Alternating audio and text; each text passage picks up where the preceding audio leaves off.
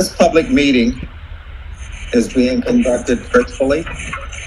If you're not speaking, ask you to mute your phones.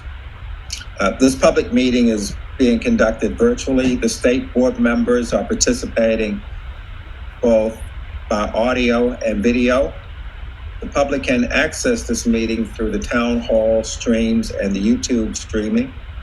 Both options can be accessed from the state board's meeting website.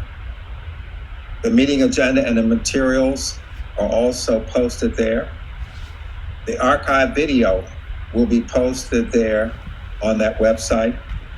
Only board members, staff, presenters, and members of the public for the public session will be allowed to speak.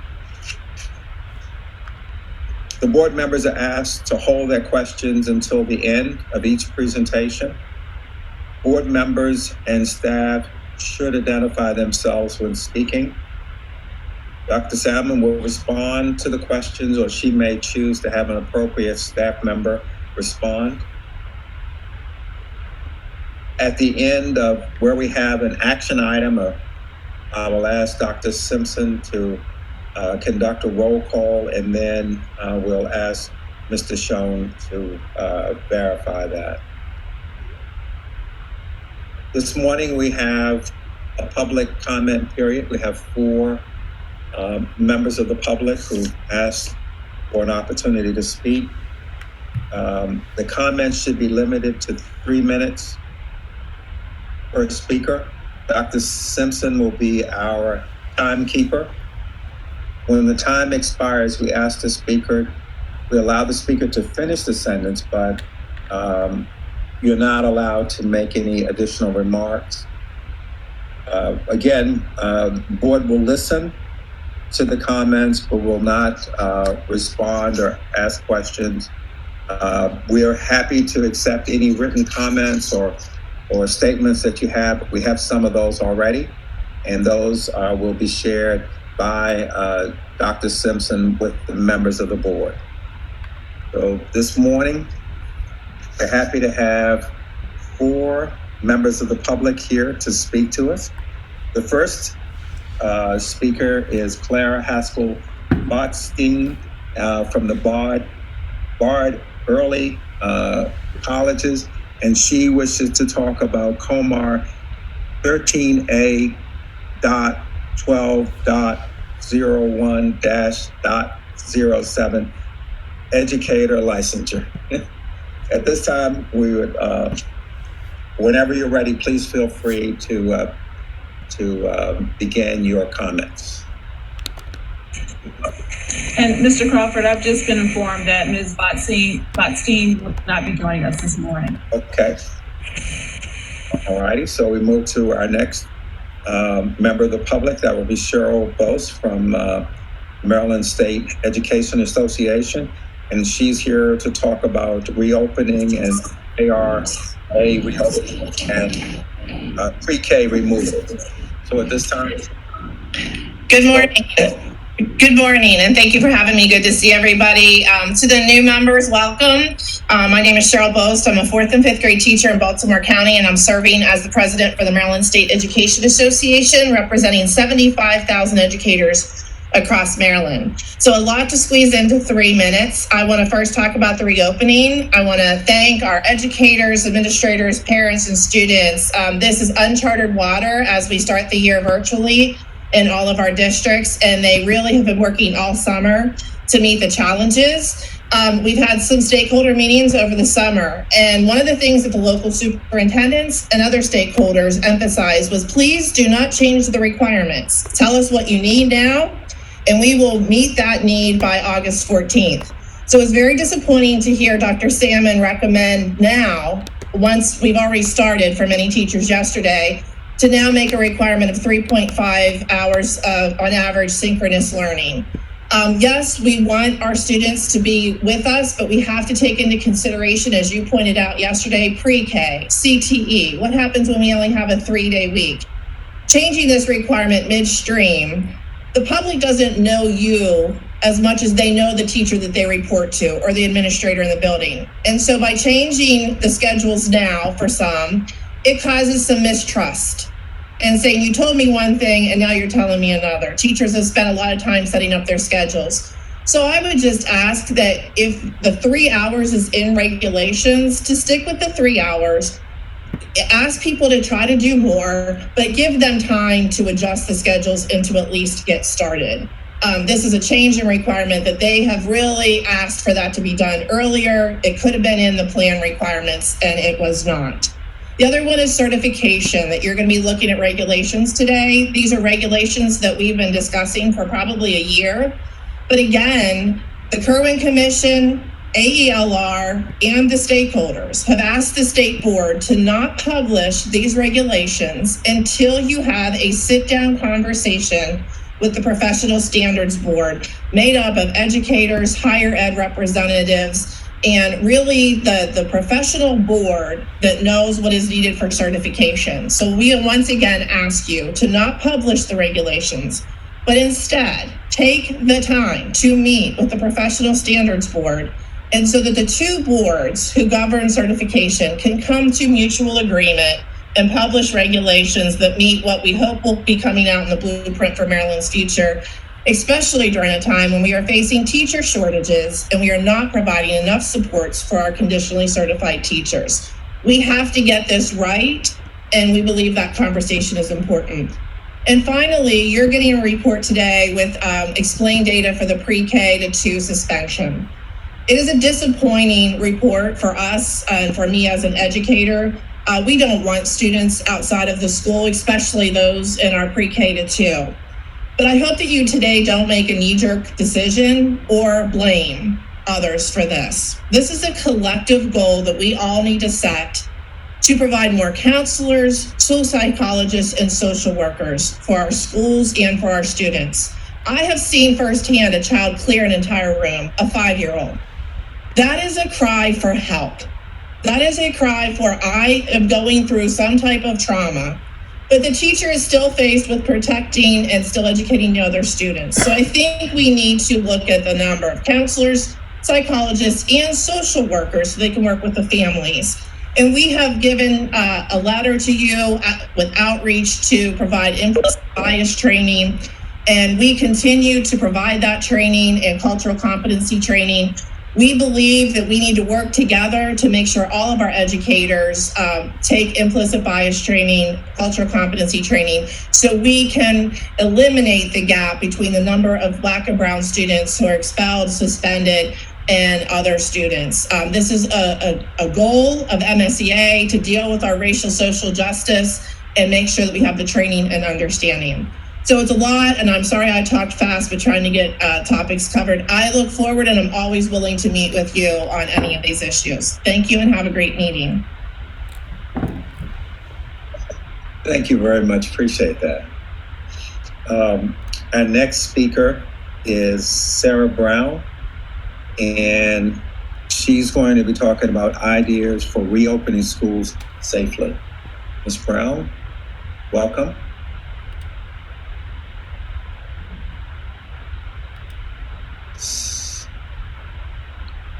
Ms. Brown? Good morning. Thank you very much for having me. I'm sorry, can you hear me? Yes, welcome, please. Thank you so much. The phone call system does not seem to be working. Is this the correct place where I should be talking? Let's see. I apologize. We cannot see you. Thursday, August 13th. Okay. I apologize. I will keep this short. I was just calling with some brief suggestions, ideas, ways to reopen schools more effectively and provide all of the opportunities that are needed by our students, as well as providing a more standardized public education for preschool in relation to the Kerwin bill, and of course the exorbitant costs that have been set upon it. I had a few ideas which I would like to present in writing if possible, but overall I was considering the idea of coordinating state resources such as the public libraries, public parks, and zoos with the public curriculum, which could be easily set in place and administered virtually, which could deliver a more cost-effective approach to standardizing education for preschool and for the entire education system, with a focus on smaller groups, transportation, oversight, and providing some of the things that the previous speaker was discussing, such as counseling and virtually social workers counseling, a portal for teachers, for parents at home, for counselors, in order for them to discuss these things and to coordinate the public resources with the school system. I've been working on designing an interface that could do this. I'm sure that this is something that you're already working on. I was just looking into ways that we could be providing a more complete education, and not leaving any children behind. Making sure that we are attending to every child's needs, and especially at a preschool level where they're preparing for life. Early literacy is so important. And when we get into the racial issues that seem to be related to literacy, we're finding that there are a lot of issues, and maybe these things could be overcome virtually with some oversight and some coordination on the state's part towards combining resources. It wasn't a concept that I was considering. I apologize for my lack of organization. Thank you for listening, and I guess, if possible, I would like to submit some follow-up remarks to supplement what I have said, if possible. Thank you for this time to speak. Ms. Brown, please submit your comments to Dr. Simpson. And she will make sure that each of the board members will be given a copy. Again, thank you so much for taking time out of the schedule. Thank you very much for having me. At this time, we'd like to invite up Ms. Teresa Dudley from the Prince George's County Educators Association.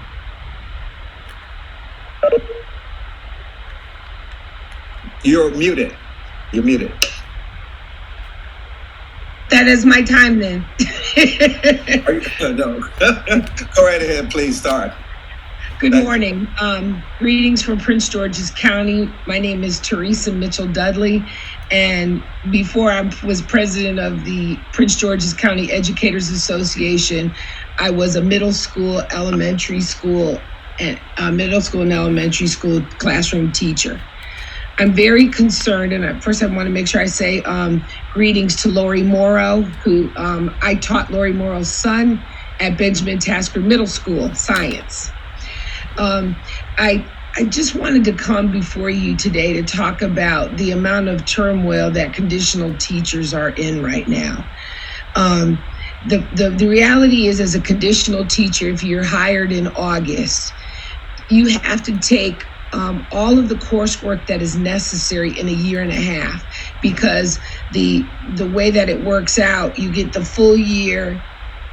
Well, you get a full year. You get one summer, and then if you're hired in December, you only get a year and a half. And it is not enough time. I was a conditional teacher. It took me 3 years to get certified. I took 18 credits my first summer. I took 12 credits the next summer and 9 the next summer. And I had 2 small children, and I was working my behind off as an educator, just trying to do the best that I can, bringing it all to the classroom. We need to give our conditional educators time. I know Prince George's County and Baltimore City are the 2 jurisdictions that are really impacted with conditional teachers, but it has become a grinding mill where they hire people with degrees, they throw them in the classroom. It is challenging for people to complete their courses. They've got to pay for their classes again after they've already gotten their degrees. And there really is not the support mechanism in place to allow for them to finish their coursework in a timely manner. And then we can talk about the praxis, which has held back a lot of educators who miss one section by a point or two, as opposed to having a composite score. So I understand today you are supposed to look at the regulations for licensure. And I'm very concerned about the licensure for certified for conditional educators, and making sure that it's fair and reasonable for people to get their certification. It takes a long time, it takes commitment. And I know that most of these conditional teachers, because they really want to do the job, are shocking it in the classroom. I know I was working my tail feathers off to be a great educator. And now look, I'm the president of the union. So if we invest the time and the resources to make sure that this conditional educator program gives people the time that they need, then we can encourage more people to come into our profession and address the shortage of educators, especially educators of color in the state of Maryland. And I thank you so much for your time. I am working with our system on this matter. Thank you very much. Really appreciate that. And we thank all of our participants who've taken time out of their schedule to provide comments. And again, if you have any written comments, please forward them to Dr. Simpson, and she makes sure that they are shared with the board. I think we've got 2 sets already. If there are any others, send those, and we definitely will take a look at them. And again, thank you. At this time, what I would like to do is to take up the consent agenda.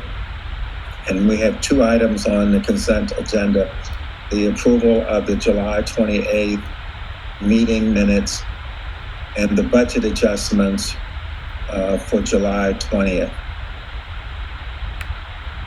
At this time, the floor is open for a motion to accept the consent agenda. Warner Sumter, so moved. Chip DeShields, second. Okay. So we have General Sumter, the motion, and the second from Mr. DeShields. Any comments? Seeing no comments, we'll go into a vote. Mr. Schoen, do we need to do a roll call, or can we do an online virtual for this? I think you can do an online virtual. Raise your hands and also give a voice vote. The voice vote will be picked up by the audio, and we can count the hands. Okay. So with that guidance, then, all in favor, you say aye, raise your hands. Aye. Aye. Aye. Aye. Opposed? Abstain. Mr. Schoen? You had 11 votes in favor, 0 no's, and 0 abstentions. Your vote passes. Okay. Another item that I'm going to take liberty as the president to quickly address, and that is the engagement information that we were provided last night and yesterday's discussion. What we're going to do is we're going to table the discussion on this and have a special meeting tentatively we'll confirm, but we're shooting for September the 1st at 9 a.m. It'll be a meeting for this purpose, to discuss this and then to make a decision. And I just want to be clear that, and in talking to the board members as well, I've spoken to a number of you, this is a very important item. And trying to get it right for the children is very, very important. And we want to be able to take the time to have a discussion around that.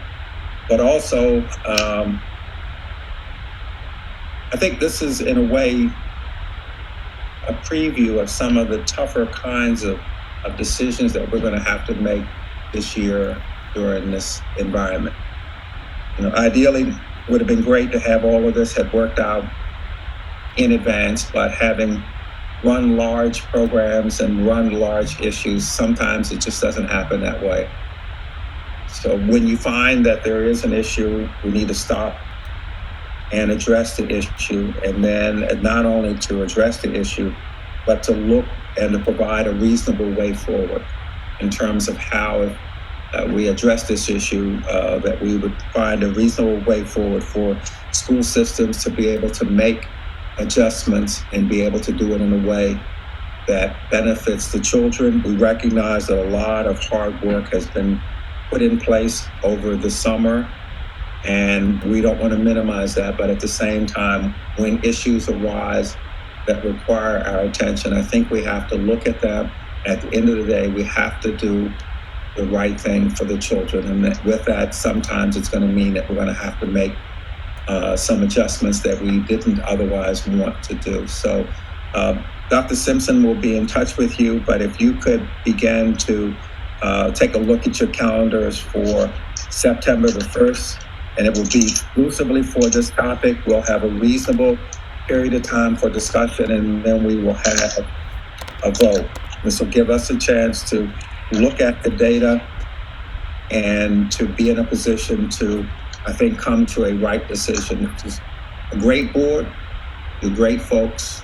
We'll figure out the right thing to do, and we'll be able to do it in a way that is responsible and sets the right tempo. And I think also there are very good people throughout this entire system trying to do the very best they can. We're on uncharted territory. So we just need to figure out how to do it in a way that's civil, that makes sense, and that we can then go forward. So that was the comment I wanted to make concerning this item. At this time, goodness, we're ahead of schedule. Okay, great. At this time, what I would like to do is to entertain a motion to go into executive session, and this would be pursuant to Section 3-305, paren B of the General Provisions Article of the Annotated Code of Maryland. The State Board will adjourn an executive session to discuss the following: 4 appeals, 1 draft order, 1 draft opinion, 2 internal management items, receive confidential information on the executive agency budget and legislative recommendations. We will reconvene at approximately 12:10 p.m. At this time, the floor is open for a motion.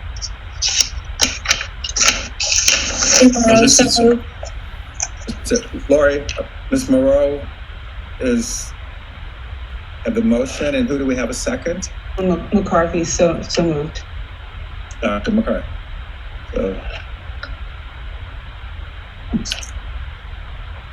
would like to again a voice and hand signal vote.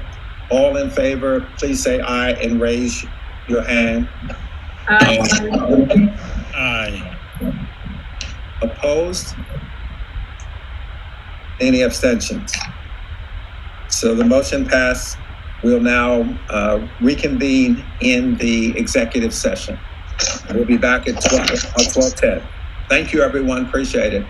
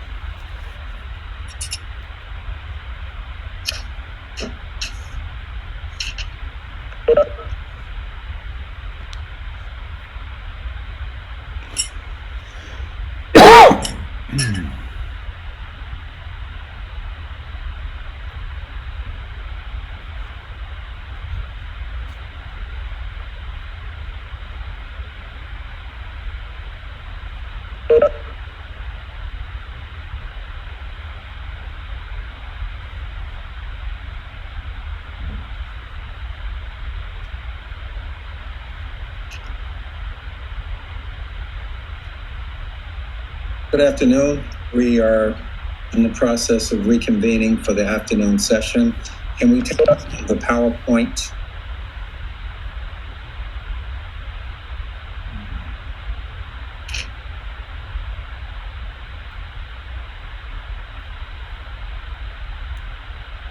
Thank you.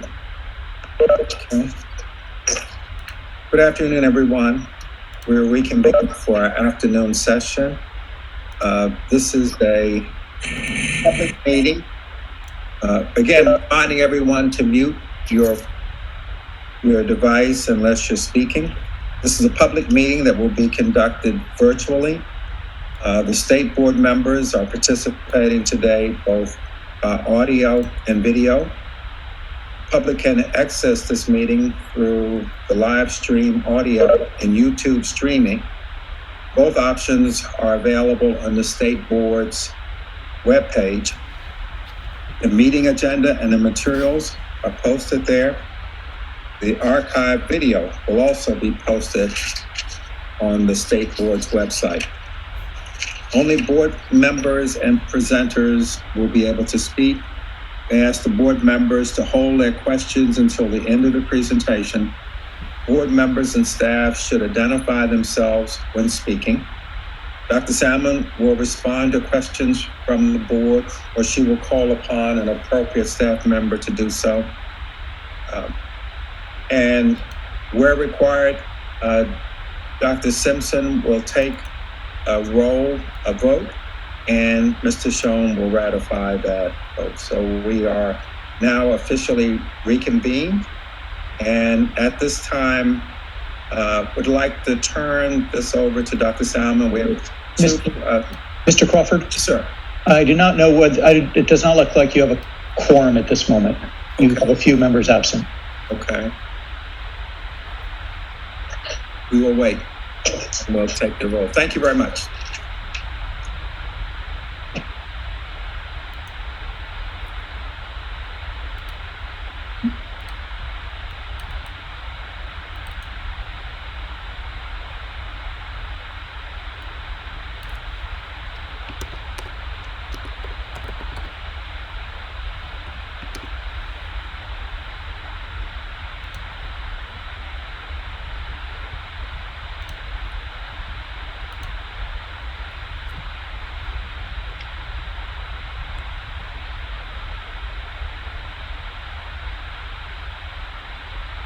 Okay, I now count 9 members. You have a quorum. Okay, so we'd like to proceed. I'd like to turn this portion of the agenda over to Dr. Salmon, who has 2 presentations, one on early childhood removals, and the second one on the equal opportunity schools. Dr. Salmon.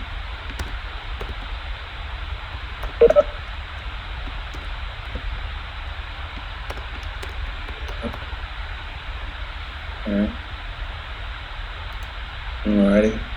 Wait just a second. We'll be there.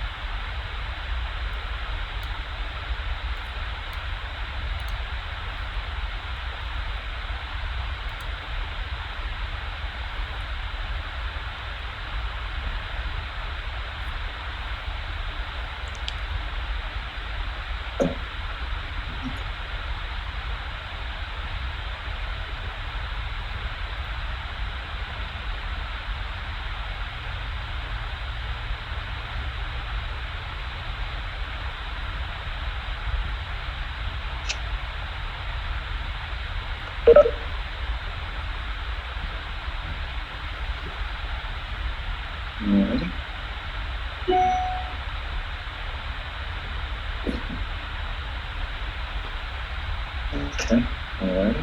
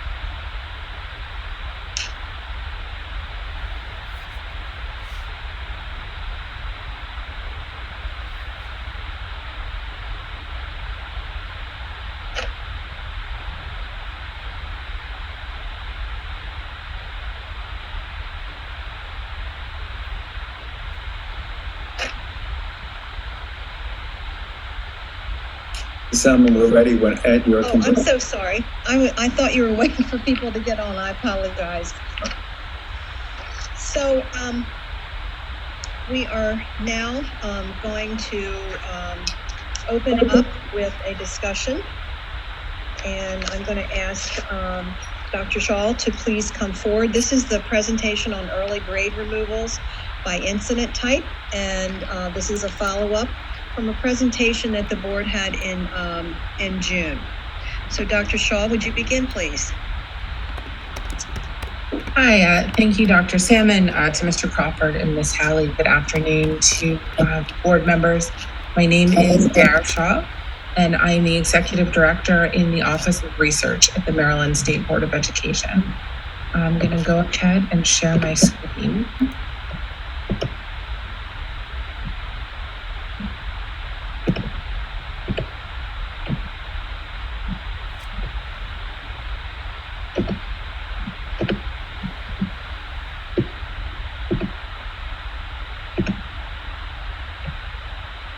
All right, can everyone see my screen okay? Just give me a thumbs up, make sure that that's up there. All right, thank you. So as Dr. Salmon said in her introduction, this is a follow-up to a presentation and research memo that we presented to the State Board of Education as part of the June meeting. Specifically, we're going to look at early grade removals by incident type. Just to refresh your memory, or in case you weren't with us during that meeting, there is a COMAR that is in response to House Bill 425 or Senate Bill 651, first implemented in 2018 school year, that prohibits the suspension or expulsion of a student enrolled in pre-kindergarten, kindergarten, first or second grade. Those students may not be suspended or expelled from school except under very limited circumstances. They may be expelled from school if required to by federal law. That usually has to do with bringing a weapon to school. They may also be suspended out of school if the school administration, in consultation with school psychologist or other mental health professional, determines that there is an imminent threat of serious harm that cannot be reduced or eliminated through interventions or supports. So this is what COMAR says, the allowable exemptions or allowable exceptions for the ban on removals, out of school suspensions and expulsions for pre-K to second grade students. The request from the last board meeting was to take a look at reasons why these early grade students are still being removed from school. Before I get to the data, which again you can see is in the presentation, which you have, and also in the accompanying memo, I wanted to go through some definitions quickly. The two that I wanted to draw your attention to are attacks, threats, and fighting, and disrespect and disruption. These are summarized from the Maryland Student Records System Manual, and there is a link for you in the presentation. This is all public. But attacks, threats, or fighting means that a student intentionally shoved, pushed, or was otherwise physically aggressive towards an adult or another student in the context of a fight, they were fighting, they expressed the intent to do physical harm, they engaged in extortion, they engaged in harassment or persistent bullying, or they intentionally misbehave in a way that causes serious bodily injury. So you can think of attacks, threats, and fighting as physical fights or physical threats. The other definition that I want to bring your attention to is disrespect or disruption. This means making intentional and harmful gestures, verbal or written comments or symbols to others, being insubordinate or repeatedly or persistently disrespectful or defiant, intentionally engaging in behavior that distracts from teaching and learning and directly affects the safety of others, and also dress code violations after warnings. But the general gist of these two areas is that attacks, threats, and fighting are more physical. Disrespect and disruption is exactly what it says, but doesn't require the engaging in a physical behavior or fight. There are also other categories: arson, dangerous substances, sexual offenses, weapons, and a broader category for other offenses, which usually has to do with academic dishonesty, threat, trespassing, theft, other destruction of property is what it usually is. So the questions that we asked and answered, I like to bring the research questions and findings to ask the question and answer them right up front. And I'd like to thank our research team for the work that they did on this, especially one of our senior analysts, Amir Francois. But here are the questions and answers that we're bringing to you today. In 2019, what were the most common reasons why early grade students were suspended out of school? And the answer is about 2/3 of the removals were for attacks, threats, and fighting, and about 29% of the removals were due to disruption and disrespect. Second question, in 2019, were different student groups removed for the same reasons? The answer is no. In 2019, 31% of all Black student removals were for disruption, compared to 23% of white removals. So a Black student was more likely to be removed for disruption compared to a white student. Third question, with the passage of that law that the intent was to only remove students when there is a serious threat of physical harm, did the reason for removals change? And the answer is yes. But as the law was implemented, the fraction of removals for disruption decreased, and more students were removed more frequently for fighting. And finally, did that change for all student groups? And the answer is no. When the law was implemented, the fraction of removals for disruption decreased more for white students compared to Black students. Those are the questions and answers that we're going to show you with the data today. So our first question, in 2019, why were pre-K to 2 students removed in other out-of-school suspensions? And here's the data. The pie graph on the right shows you those numbers that I just gave you. 2/3 for attacks, threats, fighting, 29% for disrespect or disruption, very small fractions for other offenses. You'll notice in the table that the number of offenses went down dramatically between 2017 and 2018. That's when the law was implemented. So if you have questions about what happened overall between those 2 years as the law was implemented, I encourage you to look at the previous presentation. The next question is, are students being suspended for the same reasons across student groups? And I already told you the answer was no. If you take a look at the bar chart, this shows you that first, this is 2019, that the number of African-American students for suspension incidences is greater than for all of the other student groups. That's what you see in the bar chart. And the graph on the right-hand side, or the table, on the right-hand side, take a look at the bottom row where it says all students. Those are the numbers you saw before. 66% of all of the suspensions were due to fighting and 29% due to disruption. For African-American students, it was just about that same ratio. So 63% of all Black student suspensions were due to fighting, 31% due to disruption.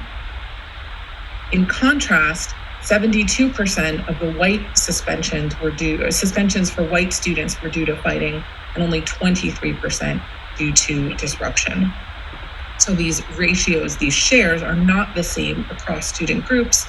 And you see on the left-hand side, this was data previously presented, that the number of suspensions is not the same across student groups as well. If we look at this by gender, we see that female students, while female students have many fewer suspensions, their bar is a lot shorter on the left-hand side, that female students are more likely to be suspended for disruption than their male peers. So 67% of the male student suspensions were for actual fighting, 57% of the female student suspensions were for actual fighting. Female students were more likely to be suspended for disruption. Finally, by student disability status, we don't see differences here. So if you look at the shares on the right-hand side, just about the same across, regardless of whether it was a student with disabilities or a student who is not identified with disabilities. Just about 2/3 of the suspensions were for fighting and about 29% for disruption. Finally, I'm going to answer what happened between 2017 and 2018. Again, remember the text of the law is that students are in these grades should not be suspended out of school, except if there is the threat of imminent physical harm. So we're going to look at that 2017 to 2018 difference. Now, on the left-hand side, you can see that the number of overall removals went down in response to the law. This is data that you saw before. On the right-hand side, you can see why. Take a look, if you want to keep a color in mind, keep looking at that yellow bar. So 2017, 33% of removals were for disrespect. That went down to 26% of removals in 2018. So the number of removals for disrespect or disruption did go down as the law was passed, but it still remained at 26%. Finally, we asked, did that change for all student groups the same? And the answer is no. On the left-hand side here, you see all students. You look at the yellow bar for disrespect or disruption. You see the 33 to 26% that I mentioned before. On the right-hand side, you see that broken out by student group. So African-American students, previous to the implementation of the law, 33% of the suspensions were due to disrespect. And after the law, still about 30% of suspensions were due to disrespect. Compare that to white students, which is on the right-hand side. Before the law was passed, 31% of suspensions were due to disrespect. And after the law was passed, only 16% of suspensions were due to disrespect. So not only did the number of suspensions go down, which you saw in the previous slide, but also the reason why students were being suspended changed for white students as the law was passed, but did not really change for Black students as the law was passed. By gender, here again on the left-hand side, you see that change for all students, 33 to 26% in the yellow bars. You see a reduction in that percentage for female students from 38 to 29%, and a reduction for male students from 32 to 26%. So in this case, both the reasons why students were suspended due to disruption went down for both student groups, but went down more for female students. And finally, for students with disabilities, there is no real difference here between whether a student is identified as a student with disability or not.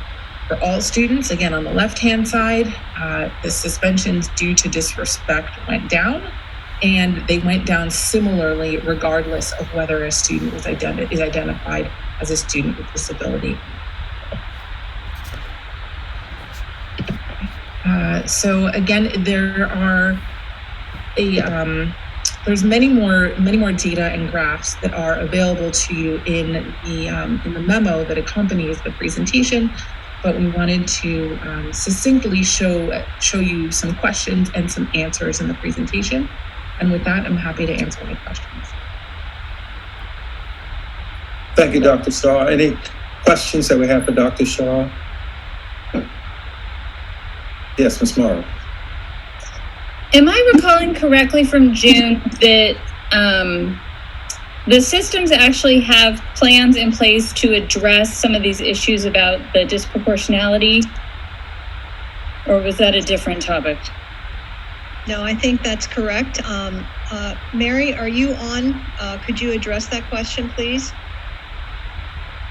Yes, I guess I can. Good afternoon. We did talk about disproportionality, and we have done a study. All 24 school systems are taking a look at disproportionality. Specifically, those school systems that were identified to have a higher threshold of disproportionality in certain schools have created plans, specific plans, to address that disproportionality. So the systems that have it have had to do a specific plan, which they've done, and all systems are addressing disproportionality. I actually have a member of my team who has been working with teams in each of the school systems to address this. So yes, thank you. Is that something, just for background and to understand, I would like to get a copy of those if that's possible, or a summary of whatever they already have prepared? Are you talking, Ms. Mara, the plans, Dr. Simon? The plans that they've already prepared to address these issues. I'd just like to see more specifics about what they are talking about, how they're addressing it. Okay. I would like to see that also, Ms. Gable. I think that's something we can put in a future presentation. Thank you. Another thing along those lines, recognize Mr. Bartlett. I think in talking to the board members, this is a group that's very much interested in outcomes. So it's great that we have plans and we have these, but the outcomes gives us feedback on the effectiveness of our policy. So I think we're going to also be asking for not just plans in this area, but also across the board, more outcomes. What actually happened when we issued regulation X, Y, and Z? Did it make a difference? And then also, we're not afraid to hear that it didn't quite hit the mark, or that they need help, where maybe we can then become an advocate to support them on some of these more challenging, thorny areas to address. Mr. Bartlett. Thank you for your presentation and aggregation of the data and the explanation of the data through the slideshow presentation. It helps me understand. I was part of a board called the Collaboration Council for Children, Youth, and Families. I was the chairman of the board, and we had something called disproportionate minority contact. And it dealt with school suspensions and dealt with the disproportionality of it. Using this data, is there a plan going forward with regards to maybe addressing cultural differences and behavioral quotients and what is acceptable behavior and unacceptable behavior and the expectations of the students so as to prevent suspensions? Sometimes suspensions are due to miscommunication, misunderstanding, cultural norms. So is there a plan going forward to help educate our students on how they should behave in a school so as to avoid suspensions? I think there's a lot of different programs that address those issues in our local school systems. Ms. Gable can also address the kinds of training that we've been doing. But this all certainly relates back to our equity initiatives and making sure that we are looking at everything through an equity lens, and that all of our programs are set up to make sure we're enhancing what students need rather than penalizing them from certain behaviors that may be related to a particular aspect of their culture. So this is all something that we can do, again, an update on in the future to show you what kinds of programs we use and train on to the local systems.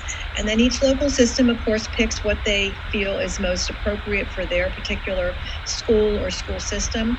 But we do have that information that we can provide to you. It's an excellent question. Is there a breakdown on minority suspensions based upon county school districts and whether or not some school districts have a different suspension rate than others based upon the county's overall community culture and behavioral quotient standard?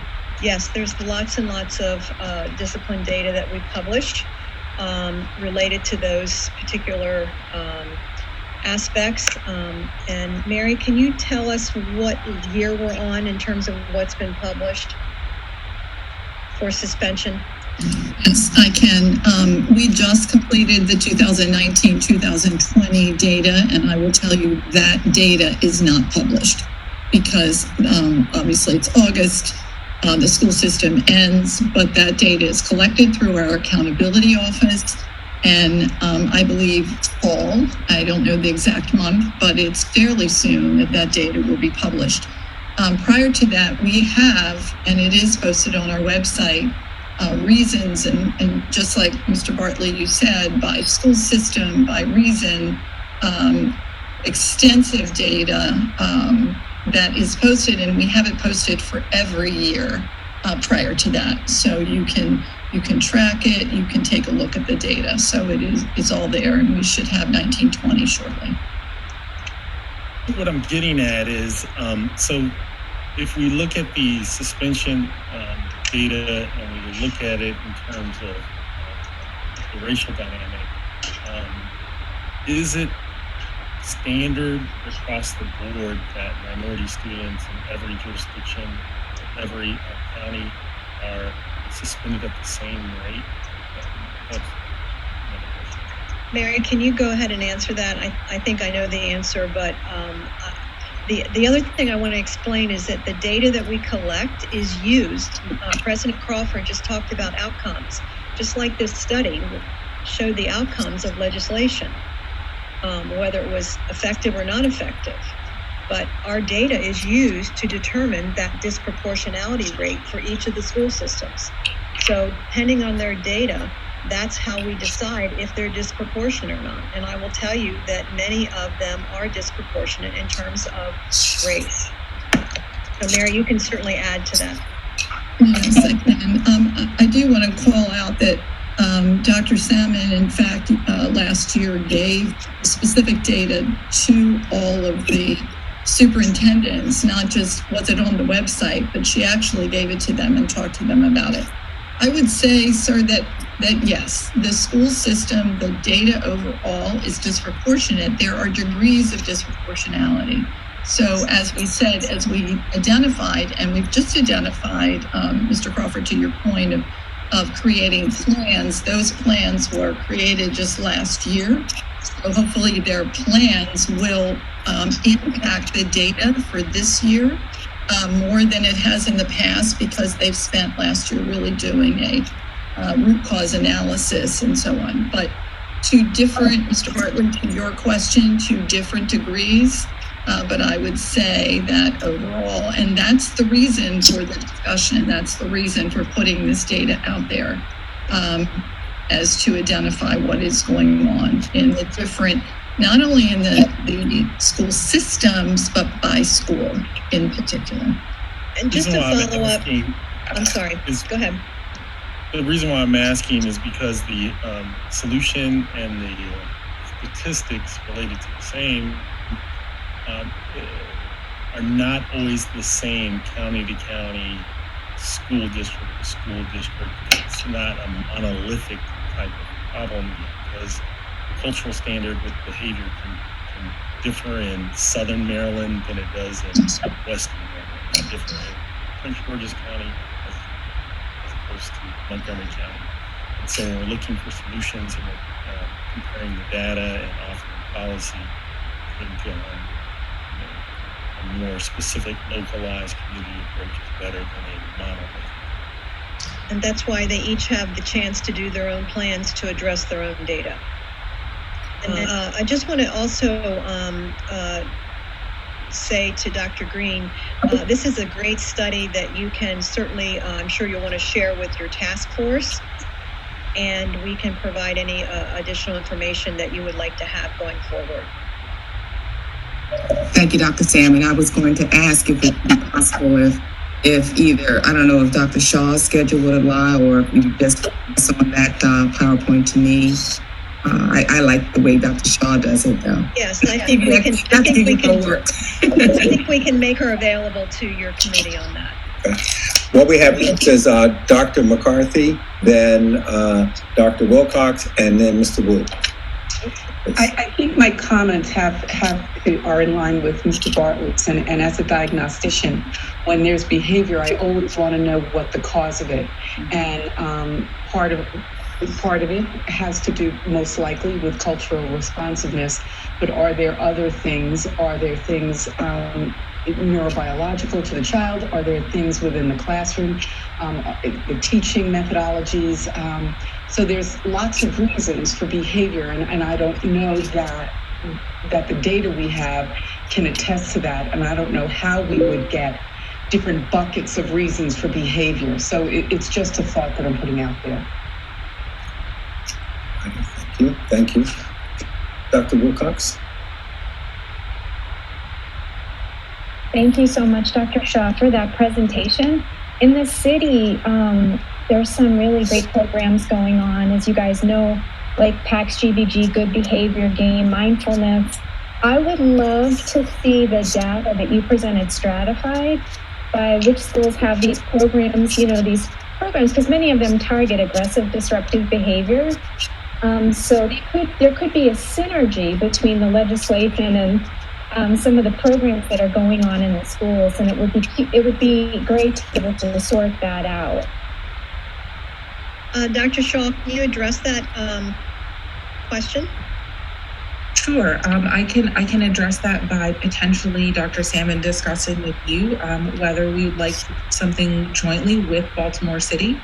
A lot of the, I'm a researcher, I love data, but sometimes we at the state have incomplete information about what specific programs are going on at each individual school. And Baltimore City has been a great research and data partner to us in sussing out these very nuanced questions that have local answers, but statewide implications.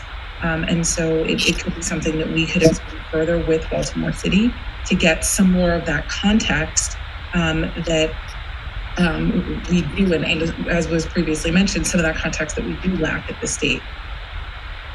Thank you. Thank you. Mr. Wu?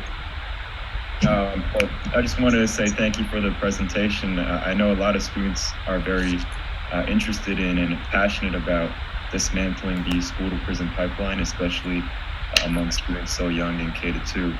I was wondering if there were any external factors being considered to account for those disparities, such as single parenthood or socioeconomic status, and if you could kind of speak on more of those factors that contribute to the disparities. Dr. Shaw? Sure. So when we run these analyses, we do a significance test, and we can control for observable characteristics. Often those are characteristics that you think of like race. For the most part, we can usually control for student socioeconomic status. Although we were unable to do so in this analysis because we changed the way that we defined economically disadvantaged over the course of the study. Unfortunately, as has been mentioned very astutely by several of you, that there are many unobservable characteristics that we cannot observe in our data. We can't observe trauma. We can't observe child classroom behavior. We can't observe cultural norms in our raw data. And so, as I said, this is a great opportunity for us to partner with some folks who really can provide context for those unobservable characteristics. These are questions that, unfortunately, as much as I hate to admit it, our data simply can't tell us. And I will always be honest with you about when the data can't tell you the answers. Thank you. Excellent. Dr. Getty? I can't miss an opportunity to support pre-K programs.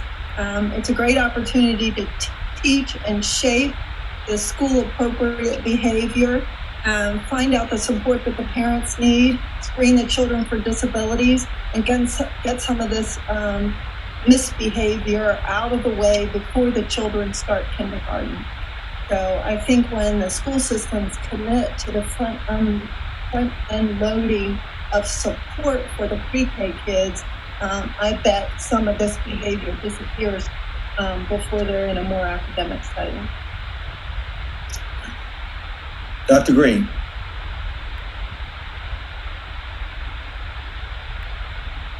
Trying to unmute myself. Thank you. I understand that during the online classes in the spring, that suspensions did occur. Could you address that and how that would have affected the data and perhaps that being why the numbers went down?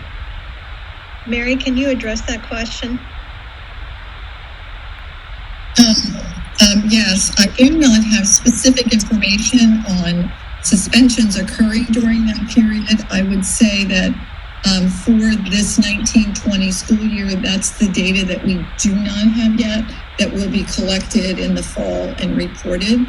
I can tell you that we've had weekly conversations with the directors of student services. And early on in March, the question and discussion came up about, well, what if there was a student who was on suspension at the turnover between March 13th, perhaps, and March 16th, when schools are closed? That was a discussion, and they were identifying how they were going to handle it, get students back in school, make sure that they have their work, close off those short-term suspensions. Anything in particular about students being suspended during that period, I do not have data on that. We do not have data on that right now. When we're collecting that data, I'm sure it will be parsed through for you. If that's answering your question, Dr. Green. If I could answer really quickly the second part, which is, could the distance learning be the reason why the number of overall suspensions went down?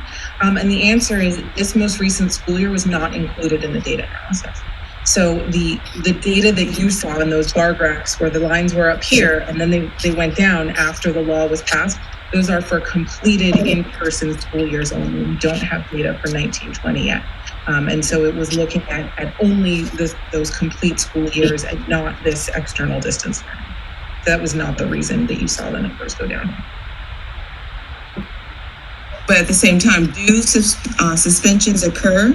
Our schools are suspending students. Perhaps if there have been, I don't know what reasons they suspend them, perhaps disruptive in regards to the online classes, but Mary, you said that you're not aware of that happening. Dr. Green, correct. I don't, in the discussions that we had weekly with student services, that was not an issue that came up. They never brought up that they've had that. And I just don't have the data. As we've both said, Dr. Shaw and I have said, we'll collect the data and provide that data. I will tell you, all the interest was in what's happening, how are we managing the virtual learning, what if the student is not connecting, where is that student, people, personnel workers, psychologists, social workers reaching out, how do we get students engaged? Those were the energies, and that's what came up. It is a very open-ended discussion. It is not a meeting that's full of agenda items. It has some, but it's also, what are the issues in the systems and how do we share? They were sharing best practices. Very good. Okay. Great presentation. Great questions. Dr. Salmon, do you want to move to our second presentation? Yes. Thank you, President Crawford. And I am very excited to bring this presentation to the board. This is Equal Opportunity Schools, an analysis of, we talked about outcomes. This is another one that's going to show some great outcomes for our students. And I think it was about 3 years ago, we started engaging in an effort to bring more students of color into advanced placement and international baccalaureate programs. And we did this through a partnership with Equal Opportunity Schools. And we're very excited because this was something that we felt could make an immediate impact on equity issues, at least at the high school. And usually we're always focused on the elementary, but this was something we could do for our students at the high school level. So I'm going to turn it over to Dr. Williamson to introduce our speaker today, and want to thank everyone for their tenacity in making this program work, because it has been so effective for our students. Thank you, Dr. Williamson. Okay. So I am very pleased to be able to introduce Eddie Lincoln, who is leading our charge in the systems for our Equal Opportunity Schools. We have quite a few schools involved now over the past 3 years. And prior to this year, he was coming here regularly to meet with school systems and to be able to observe personally what was going on. He has kept that momentum going so that we are going to be able to bring some additional schools into our program the coming year. He's been working with Dr. Shaw recently. We wanted to show you what was actually happening from Equal Opportunities perspective of encouraging more students into the program and how they were doing that, but also to look at outcomes and to see if that was affecting the outcomes of our students across the board. And so we have both those presentations together. He and Dr. Shaw will present this. And I am looking at Dr. Shaw at the moment. I don't know if you're starting first or if Mr. Lincoln is. Eddie is going to go ahead and start and give an overview of Equal Opportunity Schools and their work in Maryland. And then I'm going to follow up to talk about the outcomes and the impact of that program. Okay, excellent. So Eddie, on to you. Yes, ma'am. Can everyone hear me okay? Yes. Perfect. Great. Thank you all so much for having me. This is, for me, in the Equal Opportunity Schools, this is very exciting. Maryland is our second state partnership, and honestly, we're looking at 4 other ones across the country right now. You all have vastly become the standard. Karen and Carol, Dr. Shaw and team, it has been amazing to work with MSD over the last 4 years with this partnership, and to see the growth and the excitement with schools and students and being able to talk with them over the last couple years. This is tremendous work, and you guys are cutting edge, and it takes strong, courageous leaders to lead on equity at a time like this more than ever. And you guys have strong leaders in the state of Maryland, and you should be proud of the leadership and the board and folks to support this work. And so thank you so much for having EOS be a part of this work. We absolutely love working in the state of Maryland in the schools that we have partnered with over the last 3 to 4 years.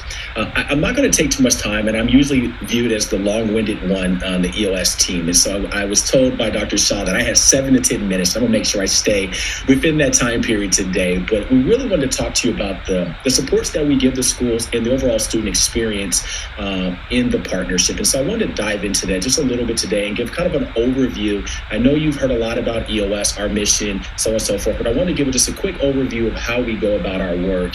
And Dr. Shaw, like we said, we'll talk about the outcomes and results. EOS is, as you all know, a national nonprofit that focuses on equity work, how to enroll low-income and kids of color in AP/IB dual enrollment, our highest level classes in school. And that's really our focus. And it is a very narrow focus. But we all know that right now there are roughly 750,000 low-income and kids of color across America who don't have access to the most rigorous academic programs that directly lead to graduating college in 4 or 5 years. And so this is why we focus so heavily on the most rigorous opportunities for young people in our school system.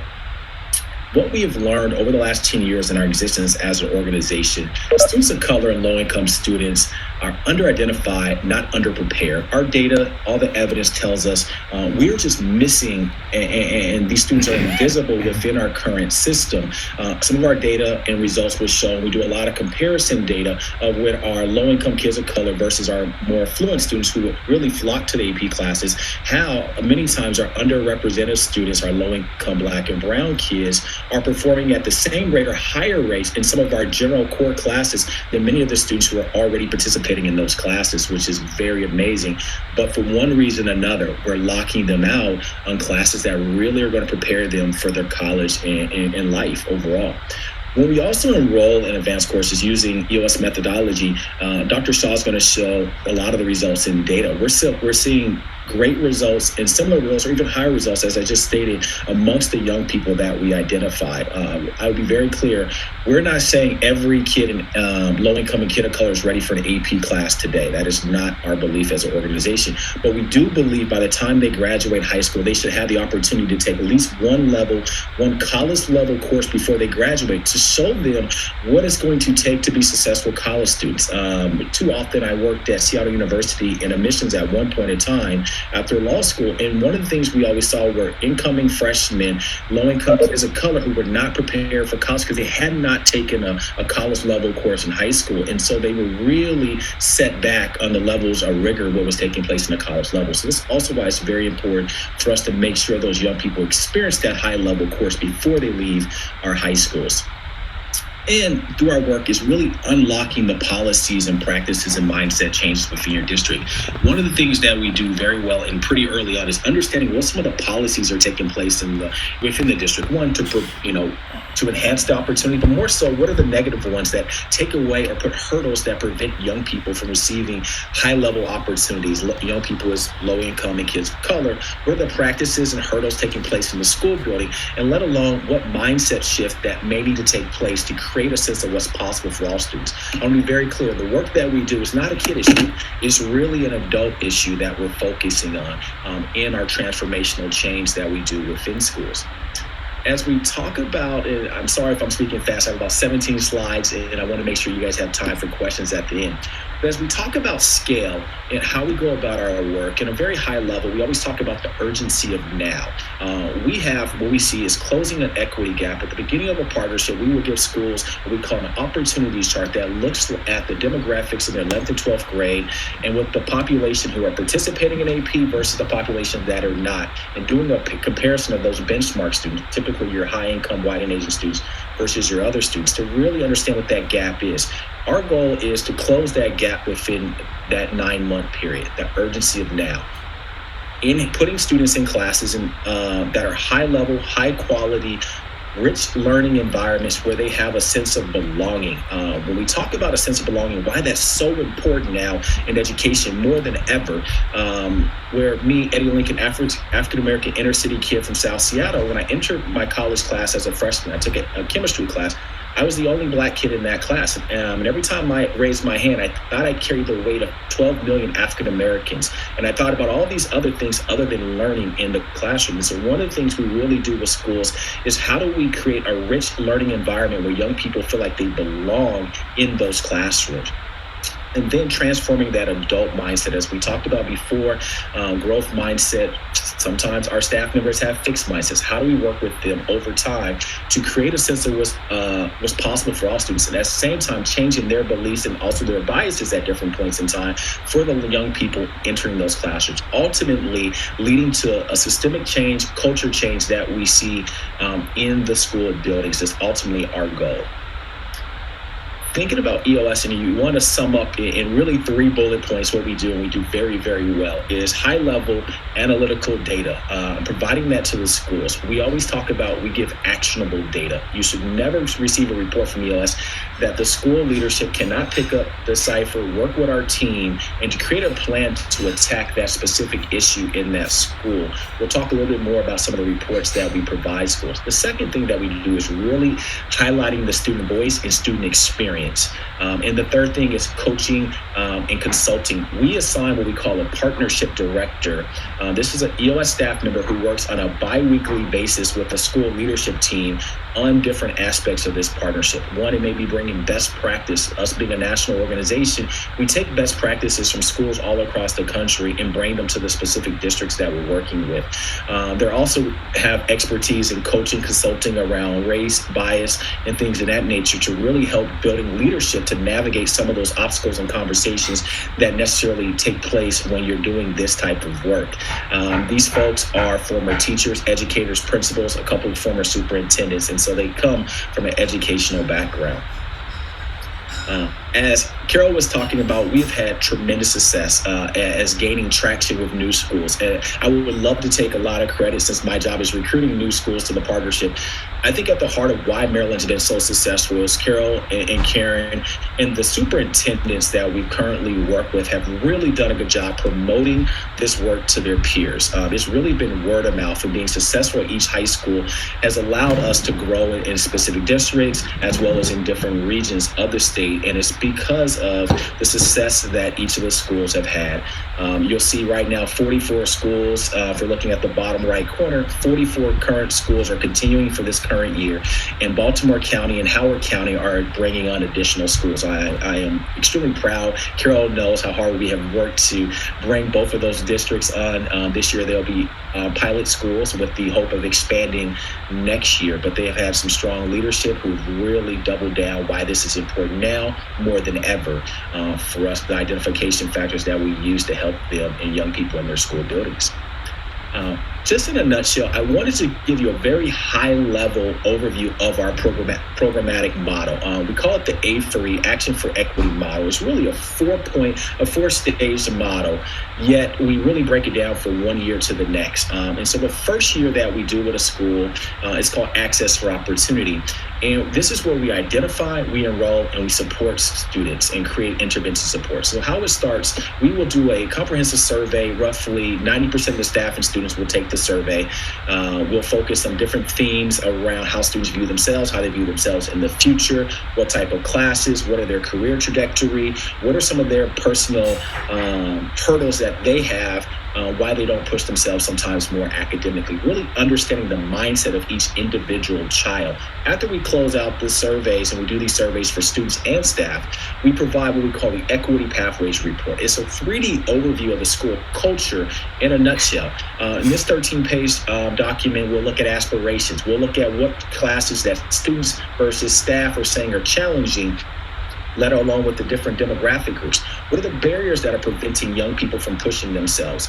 We know that out of the 2.9 million young people we surveyed across the country, we know that 48% of those students before working with EOS say they lack adult encouragement. Most of the schools that we work with, anywhere from 38 to 52% students say they lack adult encouragement. So these are some of the things that we'll identify in the survey process and things that we will work with the schools to affect some change in that area. And then our partnership directors who's working with the schools will go out and help the schools create an outreach plan to recruit the young people into the various AP IB classes that we have identified who are ready for more rigorous academic opportunities. In the second phase of our work, as we wrap up the Action for Equity in 9 months, the second phase of our work is experience assess. As the first year is really a diagnostic of some of the problems and creating a plan to address, the second year is where the students are actually enrolled in the classroom. What's great about that is our experience assesses how do we work with trained staff members to work with an influx of non-traditional AP students for a lot of them, what trainings, what mindset work that we'll do with AP teachers, which are general ed teachers, and some of the work that we also will do with students in some collective focus groups and experience surveys to understand how those young people are taking to being in those more rigorous academic classes and making sure they're having a healthy experience so they can be successful in those classes. And then the third year of our partnership is where the first 2 years really come together. It is called Extend Equity in our Equity Leader Labs series. This is our version of professional development and community of practice. And what's great about this, we'll take schools, high schools across the state and put them together in a training session, a 4-part training session, so they're learning from each other. Even though it may be Baltimore City, they could be working with Dorchester or Montgomery County, and the various high schools can come together, leaders students in those buildings can really learn from one another, and creating this culture amongst this collective folks around equity in this learning, professional learning community. And we've seen great success. And as Montgomery County was actually one of our early pilots 3 years ago for this work, and why has it expanded so rapidly actually around the country for a lot of our learnings and the growth that the state of Maryland has helped us learn from. And so we're very thankful in a lot of ways for this partnership. I'm gonna skip these next two slides for the sake of time, and really talk about why right now EOS is probably more important than ever for a lot of our partners. And I can tell you from the person who works with most of our schools around the country, we typically have an 84% retention of our current schools from year to year. We're actually hovering at 85% this year, higher than normal, even in the midst of COVID, reduction of budgets. And a big reason why is we have tools that really help schools identify and understand their students in a very unique way. And one of the most impactful tools that we have is what we call a student insight card, and it's how we highlight each individual student and make them visible for the school. And we create this, as I said, for each child in a school. When we're typically looking at a young person for an AP IB dual enrollment class, we know the student's name, and we look at these factors, their test scores and GPA. When we've surveyed over the last 10 years, roughly 90,000 teachers, we asked them what are the top predictors in a young person being successful in an upper level course. And those 90,000 educators told us motivation and interest are the top two factors. The two lowest factors is GPA and test scores. And yet, those are the two top data points that we use to determine a young person's entry into these classes. Even though we know they're inflated, it doesn't tell us a lot about who the young people are. So what we do is really try to look at a holistic viewpoint of that young person. Here, Sarah, educational goal, she wants to go to a 4-year school. If you look down 3 or 4 bullet points, subject interest, as I said before, the top two predictors in a young person being successful, according to educators, is motivation and interest. Here, Sarah's telling us her 2 favorite subjects in school are math, statistics, and calculus. We know at many of your high schools, you have AP statistics and AP calculus. And so our team will work with your counselors to help Sarah enroll in one of the classes that she has a high interest that can lead to her college career and long-term professional choices. And this is some of the identification factors that we use. The other thing that's really important in this document, you'll see there 3 down says trusted adult, Ben Thomas. Very important factor. All of us on this call listening to my voice now are very successful adults, and we wouldn't be here right now. Yet we didn't get here on our own. We had an adult along the way who motivated us, who supported us, and at times kicked us in the caboose when we needed a little bit of extra attention and motivation. Here, what EOS does is identify who those individuals are in the school. We train them to really be support factors, much like the counselors are to the kid. So it's a second and third of voice in the school, really supporting and nurturing and loving this young person when they need support. I think what's sad and daunting is when we find young people, and a large amount of them, not having a trusted adult listed. And so at this point, we work with the schools to identify a trusted adult for each one of those kids so they can find the support they need in that academic environment. Some of the other factors that we use on this is learning mindset. For the educators on the call, the non-cognitive skills and that we look at also determine a young person's readiness. You see community leadership, focus, growth mindset.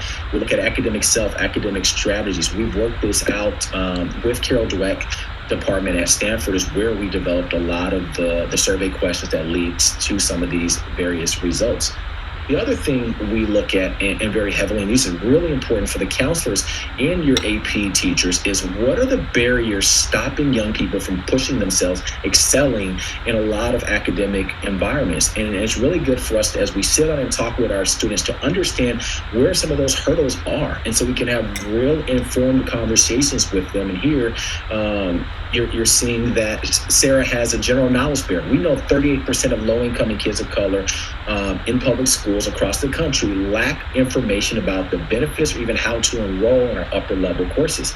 Once again, it's not a kid issue, it's an adult issue because it's a lack of information we're disseminating to these young people so they can make informed decisions about their future. We go through that and work with staff, students and parents to make them very informed about the various opportunities they will have within the school when it comes to the upper level courses and some of the myths that they may have when it comes to those classes. And the last thing we do is really highlight each student's individual comments that the students can write in our survey that they want the schools to know more about them.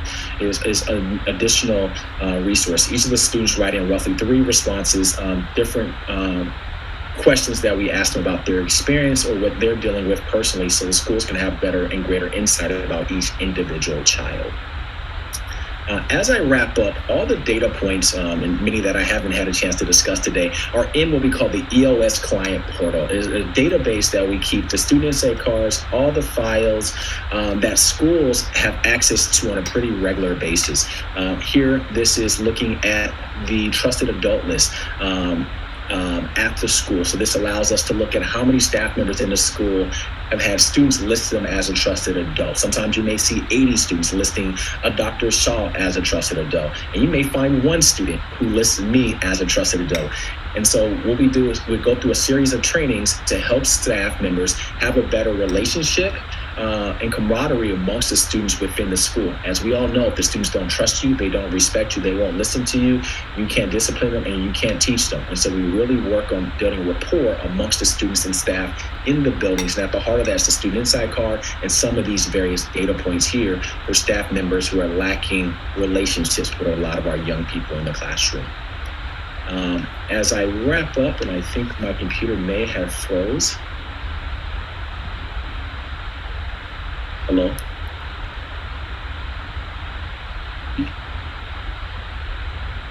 I think we have you. Okay. On my end, it has frozen. I have 1 slide left, but I think we can wrap it up right there, actually, Dr. Shaw. On my end, everything is frozen. I apologize.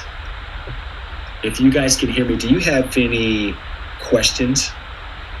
Well, let's go ahead and have Dr. Shaw Okay. do her part, and then we'll hold for questions for both of you.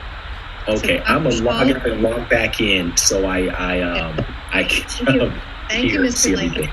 everything. Thank you. All right, Dr. Shaw. Great, thank you. So I will be brief, which is I'm going to share my screen. I'm making sure I know I'm taking it away from Eddie there, but all right. So like Mr. Crawford says, I too love talking about outcomes.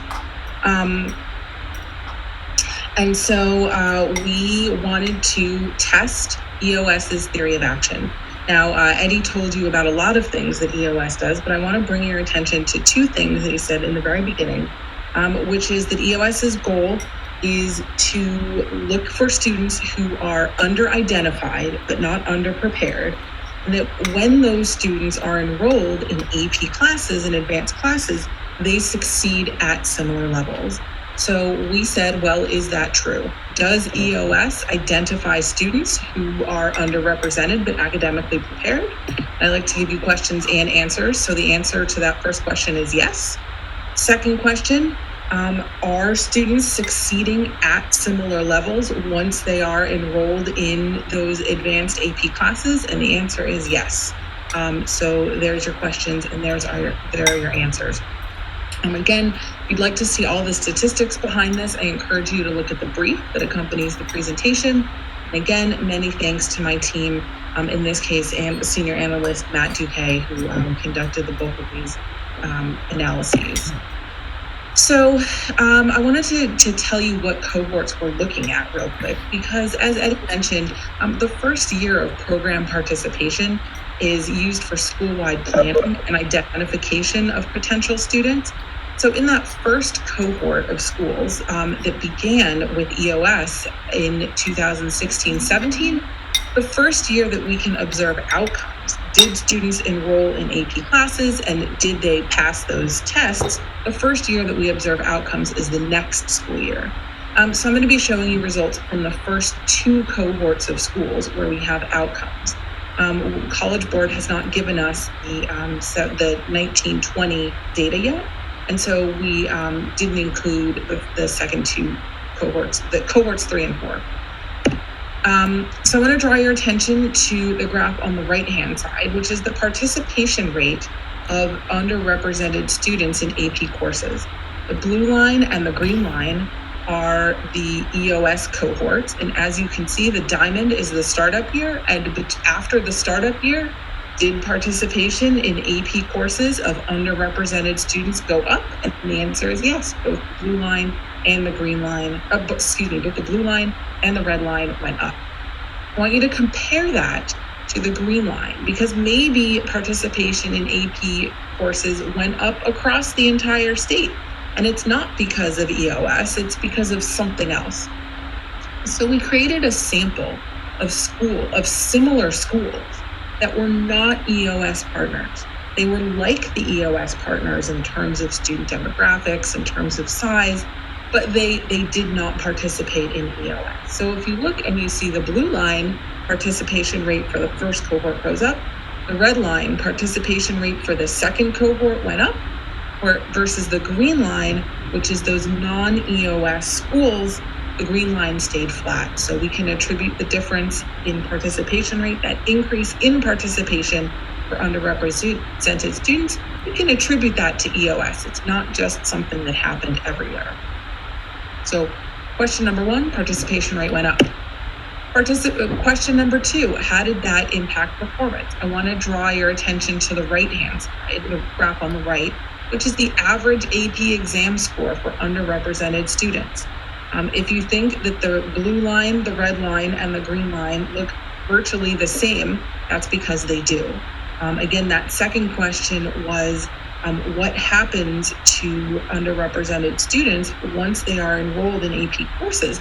As participation rate goes up, are they still performing the same compared to their underrepresented peers in other schools? And the answer is yes. The blue line, the red line, and the green lines are virtually indistinguishable from each other. So the blue line and the red line are the EOS cohorts. The green line are a set of similar schools that did not partner with EOS. And the average AP exam score for underrepresented students is basically the same in all of those schools, even with the increased participation rate. Sometimes we worry that, yes, we boost up participation rates, but those students are not prepared. They're not going to do very well in these advanced classes. Here you see that the students, once they are identified and once they are enrolled in the AP courses and once they are taking the AP tests, are performing at similar levels as their underrepresented students in non-EOS schools as the participation rate went up. So here's a summary of the findings. Compared to the non-EOS sample, and we controlled for student and school characteristics, participation rate went up.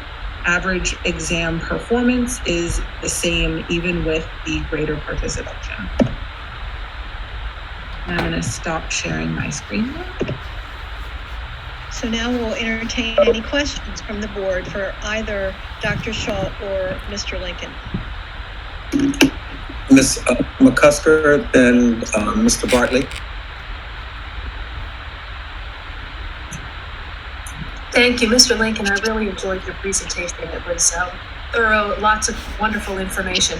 I am particularly impressed with the idea of the trusted adult and the idea that teachers can be taught to make a difference in the lives of these kids and to help support them through this rigorous academic program and help support them into a college track.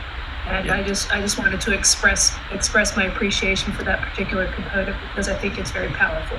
Thank you. Thank you, ma'am. Thank you.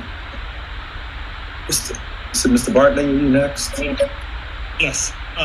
Thank you for your presentation. It was excellent. It was exciting. I'm from Southern California. I grew up in a military community, and we had a program that I was part of that's no longer there, much to my chagrin. It was called the UC Partners Program. And the UC Partners Program did something similar to what you all are doing and help identify minority students that should be in a certain high school, or actually started in junior high for us, a high school curriculum that would prepare them for college. Unfortunately, UC Partners program is gone. but thank God we have you here in Maryland doing this. And I'm really excited about what the initiative you take with the educators, because it was my experience. I happen to be a tall, strong, athletic kid who had a acumen for testing well. And when I would show up to the class and be the only African-American kid there, the teachers would always say, "What are you doing here?" And so I think that one of the things that you're doing in educating the teachers is really needed. And I appreciate the activity and programs that you're setting. So good job. Yeah. Ms. Morrow? So I echo the sentiments of Ms. McCusker and Mr. Bartley as well about being really excited about these opportunities and really seeing how we can help these high schoolers to find opportunities that will allow them to move forward even better. As EOS continues to monitor these cohorts, is there any tracking or data being collected after they graduate high school? How long will that kind of continue, and will we see those sorts of outcomes as well?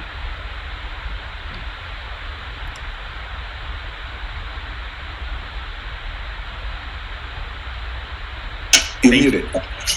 Thank you. We don't necessarily have our agreement are with the school districts, not individual childs or families. So it's very difficult for us to track them after high school. Where we have been able to do some research is through the National Clearinghouse. And that requires each of the high schools we work with to subscribe to the National Clearinghouse and provide that data back to EOS 4 years after that cohort of students graduates, 4 to 5 years after they graduate. Very few schools actually track it to provide us the data. We've, in our cohort of, our 640 so high schools we work with over the last 10 years, I would probably say less than a dozen have tracked it for 4 to 5 years. And so it's difficult for us to obtain that type of information. I can tell you that is one of our new CEO, who's actually out of Maryland. One of the criteria is we want a cohort or a pilot set of schools who sign a 4 to 5 year agreement with EOS to provide that data back so we can start tracking that. And so we're going to narrow it down to a subset of schools in our portfolio to start looking at that data a little bit more intensely. Thank you. Great question. Thank you for the work that you're doing. I might also mention that Dr. Shaw and I talked recently when we were talking about collecting this data about whether it would be possible to do something with tracking beyond high school and to see the success of the program. And we were talking about that might fall into the area of our Maryland Longitudinal Data Center, but it might be something we could set up if we needed to do that. Can you say anything more about that, Dara? What would have to occur? Sure. I think a continued conversation with the data center and with our own Office of Accountability would have to occur before we are able to do that. We also have the same limitations in that our data stop once a student unfortunately exits. Dr. Green. Thank you. I echo my colleagues, and the program does sound exciting. Have you ever given thought to starting it, say, in the middle school? My background is the entire K-12 system prior to working at EOS, and so I've been pushing middle school for about 4 or 5 years. This year we've done a couple pilots in Illinois. We were going to launch it across the board, and unfortunately COVID hit, and it cost us a significant amount of financial resources, and so we had to put it on hold for a year. But next year we will launch a middle school, a pilot of roughly 15 to 20 middle schools around the country. Okay, my second question, I think Dr. Shaw probably hears it coming. Do you have segregated data in regards to boys, girls? Yeah, we can pull that. Yeah, we can pull that pretty easily. We started tracking it about 4 years ago with a Bay Area partnership with Google, and so we start breaking down gender as well. And so we can pull that pretty easily now, more so because we focus on getting more young women in programs around the country. Thank you. I know the task force on achieving academic equity and excellence for Black boys, that one of the recommendations one of the group was playing with was something akin to your program, and I can't see there be a need for duplication of efforts if something like this already exists. But we do need to have that data disaggregated by gender. That'd be great. Yeah. And our team could work with Dr. Shaw and provide her that information pretty easily. Yeah. Great presentations, great information. It lines up with what we see when we do entrepreneurship. The number one factor for determining whether you're going to be a successful entrepreneur is that persistence and determination over the long haul. That's it. Not money, not idea. That's the number one factor. And we find the same thing as we look at people in the workplace. Both the workplace and entrepreneurs, you need trusted advisors. In the workplace, they're called mentors and coaches and sponsors. You are not going to be successful in the workplace without them. And again, to be successful in the workplace, you got to have that same drive to be successful. So this is great. We really appreciate it. We're excited about it, and thank you very much. At this point here, we have in our schedule time for a break. Can I impose upon the board and say, do 10 minutes instead of 15? Can we do 10 minutes? Okay. All right. So let's take a 10-minute break, everyone, and we will be back at 1:35. Thank you. Thank you very much, presenters and everyone.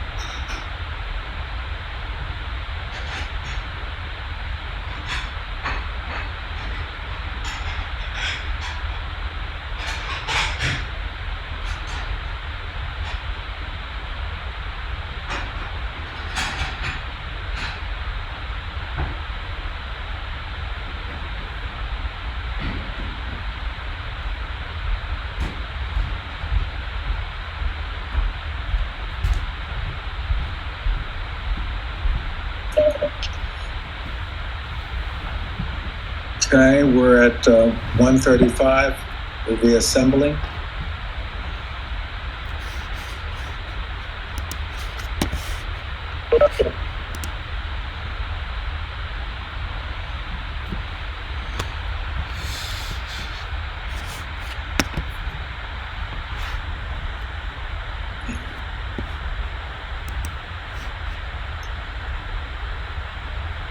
Okay.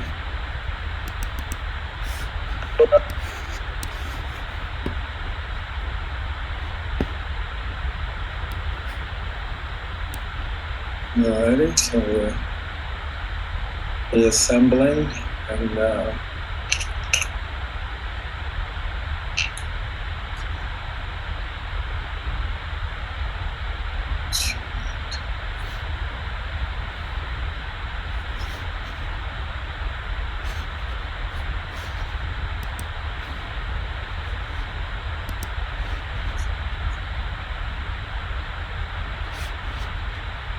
just quick look at people. I think we have 9 people. I saw Dr. Green was on for just a minute. Okay, so I think we've got about 9 people. So I think we can proceed. At this point, I'd like to give the state superintendent an opportunity to make the reports to the board for discussion and action. Dr. Salmon. Thank you, President Crawford. The first item up for the board's consideration is a request for a waiver of the requirement for the administration of the kindergarten readiness assessment, and Mary Gable will present that at this time. Thank you, Dr. Sen. Yes, we are bringing the KRA, Kindergarten Readiness Assessment, before you. This is an assessment that is administered to kindergarten students at the start of the school year to assess their readiness. In addition, it is an assessment that is administered by the teacher through observation, one-on-one with the student, or with groups of students. Given that all of our local school systems are starting virtually, although yesterday I shared with you that I think there are 16 school systems that shortly in September or October are bringing small groups of students. They may be at-risk students, identified students, but they're bringing small groups of students into school. And there's one I think that is looking at bringing in a hybrid starting with second marking period. That being said, our school systems are not bringing in at this time early in the school year in order to assess students for their readiness for kindergarten. If we assume that months into the school year, students may be coming in more, we still don't know if entire groups of kindergarten students would be doing that. Based on that and the model situation, and that COMAR 13A 08, 01, 02 to 3 does require kindergarten readiness assessment, we are bringing before you a request for a waiver of that assessment for this school year. We did bring to you last spring a request to extend that administration from October to November to have them all completed, and the Maryland State Department of Education agreed that we would have a fast turnaround, but nevertheless, that was in anticipation that schools, and we were hopeful that schools would be open or at least a hybrid or face-to-face, and as we all know, that's not the case. And therefore, we request a waiver for the school year 2020-2021 for the administration of the kindergarten readiness assessment. And with that, we'll respond to any questions. Okay. Dr. McCarthy? Thank you. Yeah, I don't know that there's a way around this, but I do have a question. A what if. So what if we come back by January? What if? And is there any value in administering it just to see where children are at that time? So would it be able to kick the can down the road just to see? I don't know. I'm just asking the question. Thank you. I mean, it's an excellent question. Dr. Salmon, I'm sorry, did you want to answer that? Yeah, actually, I'm just going to ask Dr. Williamson to answer that. That's fine. Yes, we've had some conversation in the early childhood department about this, along with John Hopkins as the administration of this. And this is really an assessment that was set up to identify skills at the beginning of the kindergarten year. And in January, they'll have been in school for 6 months, and you're really assessing something different. It would not make sense to do that.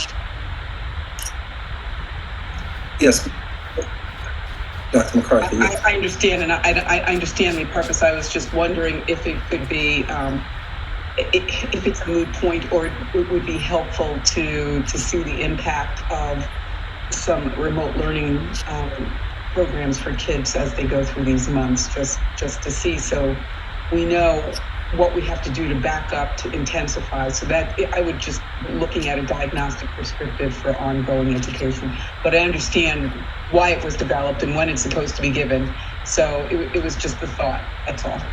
But I'm not discounting what you're saying about an assessment. So there may be some assessing of skills at that point based on what they should be learning at that point. Any additional questions? Seeing no further questions, the floor is open for a motion to accept the recommendation to grant the waiver. This is Rachel McCusker. I make a motion to grant this waiver. Second, McCarthy. Ms. McCusker. Second, Warner Sumter. And I think it was Dr. McCarthy, I think, seconded it, I believe. So I think we're okay. Seeing no additional questions, I'd like to do a vote. We could do visual and voice. All in favor, raise your hand, say aye. Aye. Aye. Opposed? You opposed? Dr. Green, were you opposed? No, you okay, you're aye, okay. And any abstentions? Okay. Mr. Shaw? I counted 13 yes, 0 no's, and 1 absent. Thank you very much. Thank you very much for the presentation. Nicely done. Dr. Sam? Thank you, President Crawford. The next regulation we're going to take a look at is the repeal and replacement, permission to publish of COMAR 13A 120107, educator licensure. And I'd like Sarah Sprouse to present this particular regulation. Thank you.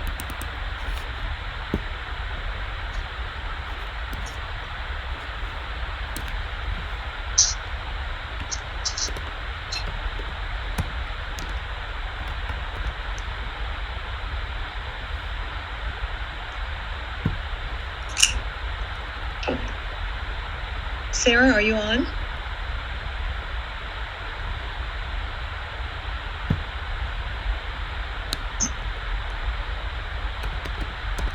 Charlene, can you tell me if Sarah is on? I think she is. I can see her. Sarah, are you muted? Now she's muted. Okay.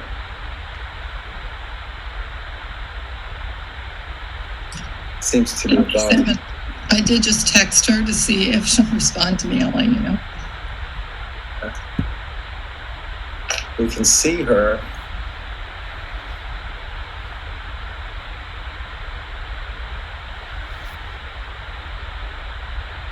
Mary, while Sarah's trying to get her audio straight, can you please move us to the attendance regulation 13A080101E attendance and incorporation by reference permission to adopt? That way we'll hopefully stay on target.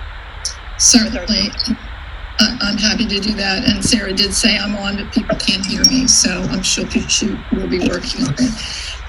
So thank you. I would bring these two COMAR before you today. Specifically, I do want to address a question that occurred that came from one of the board members, and that's specifically, how do we indicate regulation language as we bring it forward?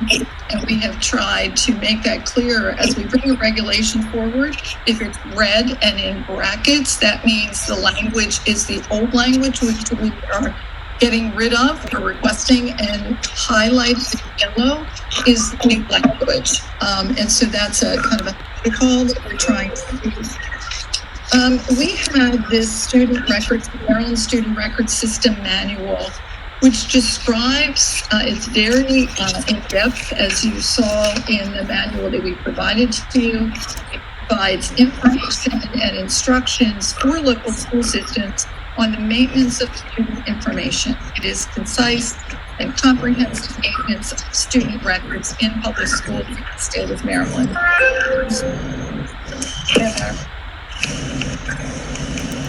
Can you hear me?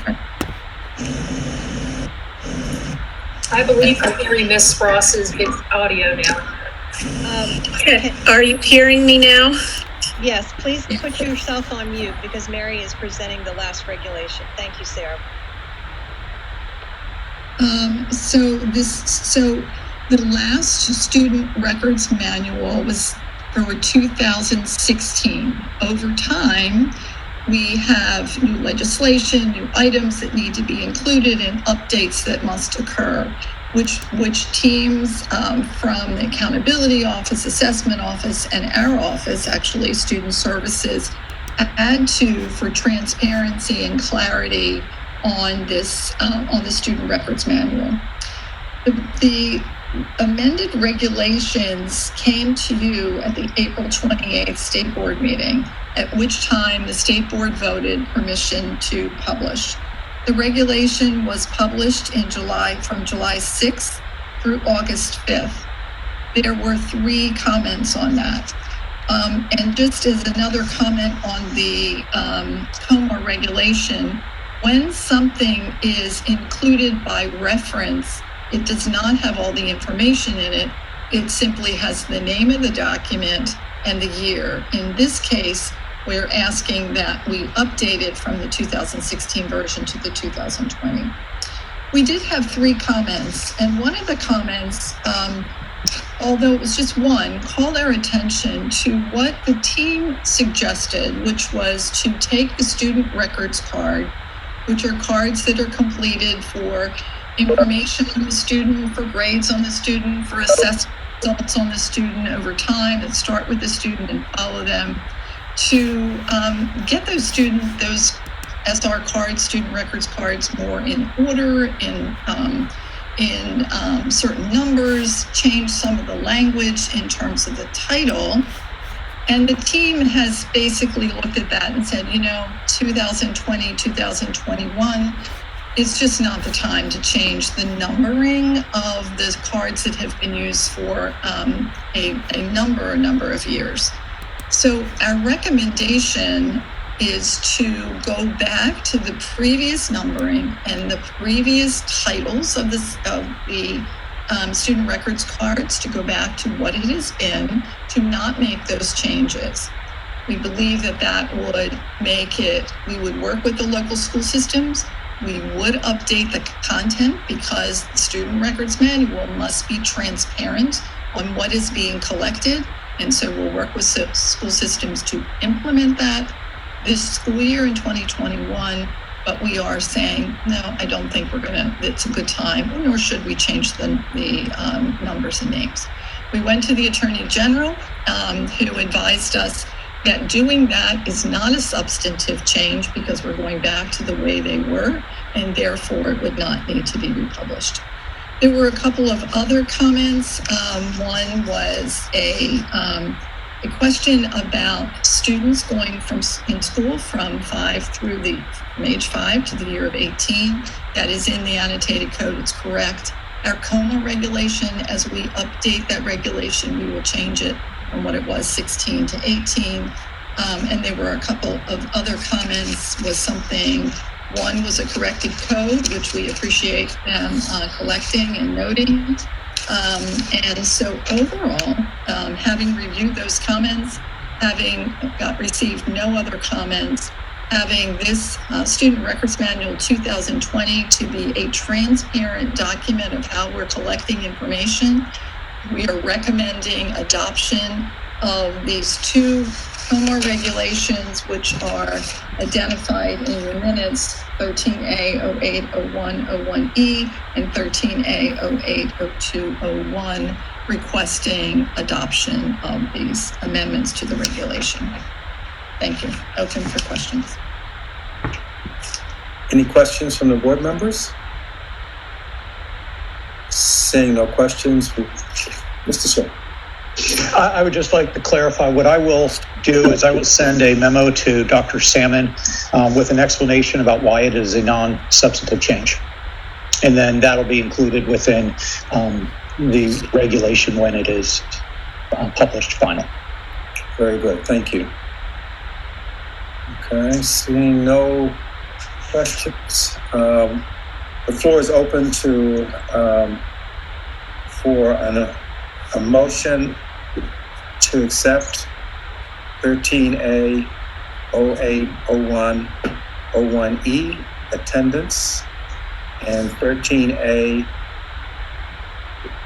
080201 incorporation by reference to permission to adopt these regulations. Do we have a motion? This is Chip DeShiel, and I'm in adoption of the two regulations. Gail Bates, second. Gail Bates, second. Chip DeShiel made the motion. We will now take a vote. We'll do it virtually and orally. All those in favor of accepting the recommendation, raise your hand and say aye. Aye. Thank you. Please keep your hands up, just so I can just do a quick count. Okay, all right.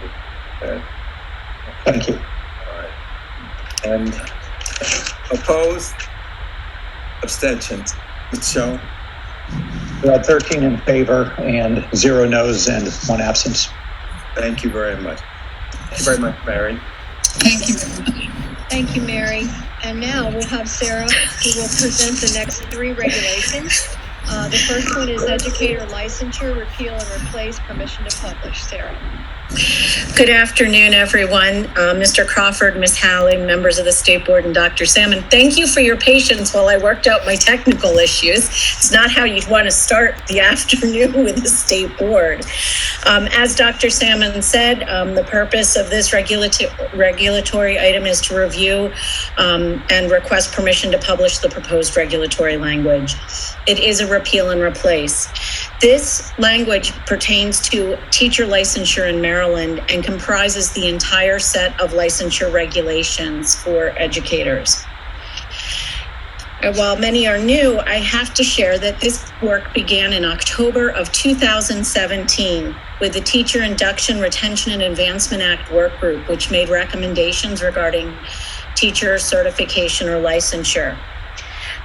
And then beginning with the State Board at the May 2018 meeting, there was an initial action plan for how we should progress with reviewing the certification now called licensure regulations. And over the past 27 months, we have completely transformed educator licensure in the state of Maryland. Collectively, we have raised the standards for licensure while also assuring that the regulations can be better understood by those who want to become teachers or educators in Maryland. We have cut or reduced the general provisions section of the regulations by 50%. The teacher regulations have also been cut in half.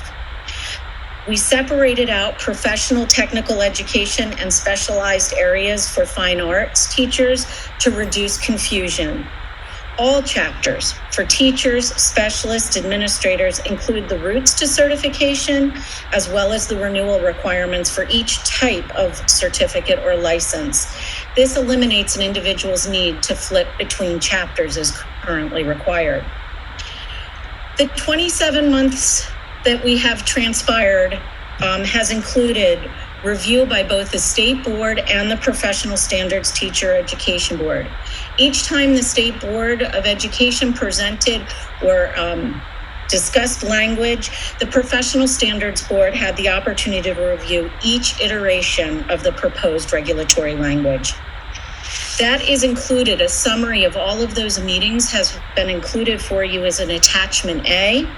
And just to kind of summarize that for you, the State Board has discussed the teacher certification licensure regulations as well as the educator prep regulations 25 times over the past 27 months.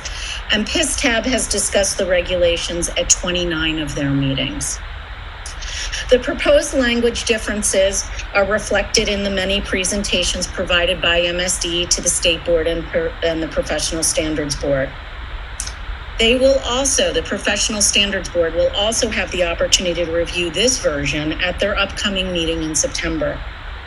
It's important to note that during this process, the MSD also presented the regulatory recommendations to the Commission on Educational Excellence and Innovation, and also received input from the Educator Preparation and Certification Advisory Committee, the Superintendent's Advisory Committee, during 3 of its meetings. And those 3 meetings were held specifically to review the proposed regulations in December of 2019, January in 2020. And we pulled the group together again in June 2020 because of the lapse due to COVID-19 to look at the changes and have that discussion once again with the advisory board. That advisory board, those meetings were extremely productive and expressed concerns that both the State Board and the Professional Standards Teacher Education Board heard during public comment. Finally, it's important to note at the direction of this State Board, MSD worked to align the recommendations of these proposed regulations with the recommendations from the Commission on Education Excellence and Innovation. One concern that was expressed from that committee is that it did not include the proposed career ladders. We wanted to address that point further. These today are the requirements for licensure, what it takes in order for an individual to receive a license to teach in Maryland.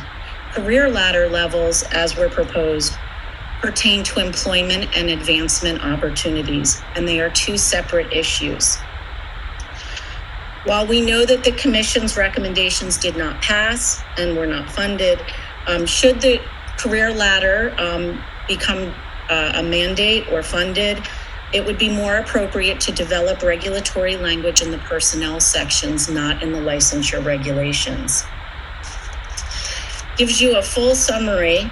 I do want to just address one thing from public comment that you heard this morning from Ms. Teresa Dudley, where she talked about the conditional license not providing adequate time for educators to earn a teacher license. She talked about it that a conditional license is only 2 years. The regulations before you today actually took that very fact into consideration, and the recommended language in these regulations make that conditional license a one-time 5-year license, which provides an educator ample time to enroll in an educator preparation program and complete the required coursework. This is quite different than the 2-year conditional that was renewable once. So they have a full 5 years, not 4 years, and they don't have to go through a middle point renewal period to complete those requirements. I'll be happy. I am requesting permission to publish these regulations. I'll be happy to answer any questions. At this time, we'll entertain questions. We'll start with Ms. McCusker and then to Dr. Green. Thank you. Ms. Frost, I did engage in quite a bit of research on this because it did hang in my brain. Everything that's happened with it was before I came on, but it certainly was not a secret in education circles that it was happening. And there was a great deal of discussion and contention over these regulations in various stakeholder groups across the state, 2 of which came in public comment this morning to still address what they believe are issues and concerns. And you've told us that these regulations, as we have received them for today, have not been given to staff prior, that they are not going to address this until after our vote. Did I understand that correctly? And have any other stakeholders viewed it and given us any feedback on this version as compared to what we had before? And if so, can we please have that feedback if it exists? Yes, great question. Actually, the Superintendent's Advisory Committee was formed after the work that began with all of the regulatory process, okay? And the Superintendent's Advisory Committee is a committee made up of 14 members, 7 from the Higher Education Committee and 7 from the K-12 community. That committee met separate times and addressed over the time period the recommendations and the feedback that had been received in public comment. During that time period, the group reflected on it. All of the changes that you see in this document were the recommendations of that advisory group. And we did a state board presentation based on all of the recommendations from that advisory committee back in, it was January of 2020, showing where we had made changes page by page through the regulations based on the feedback from the constituent groups. As far as PIS-TAB and seeing the regulatory changes, 2 things to respond to that. The regulatory process is a little bit more complicated when it comes to teacher licensure and teacher preparation because there are 2 boards that work to resolve regulations. Either board can initiate regulation. In this case, it has been the State Board of Education that has been initiating the regulatory process for the teacher licensure and the educator prep. So one board has to make an action in order for the next board to have the 60-day period in which they have to review this. This board, like I have shared over the past 27 months, has made several reiterations of the regulations. And each and every time that there is a vote to publish or to amend any language, it goes from the State Board of Education to the PIS-TAB board for them to review. There have been times, you are correct, there have been times where the State Board of Education and the Professional Standards Board do not agree. If that occurs, the language comes back to the originating board or comes back to the state board, and the state board has the ability with a 3/4 supermajority vote to override the disagreement, and that has occurred also.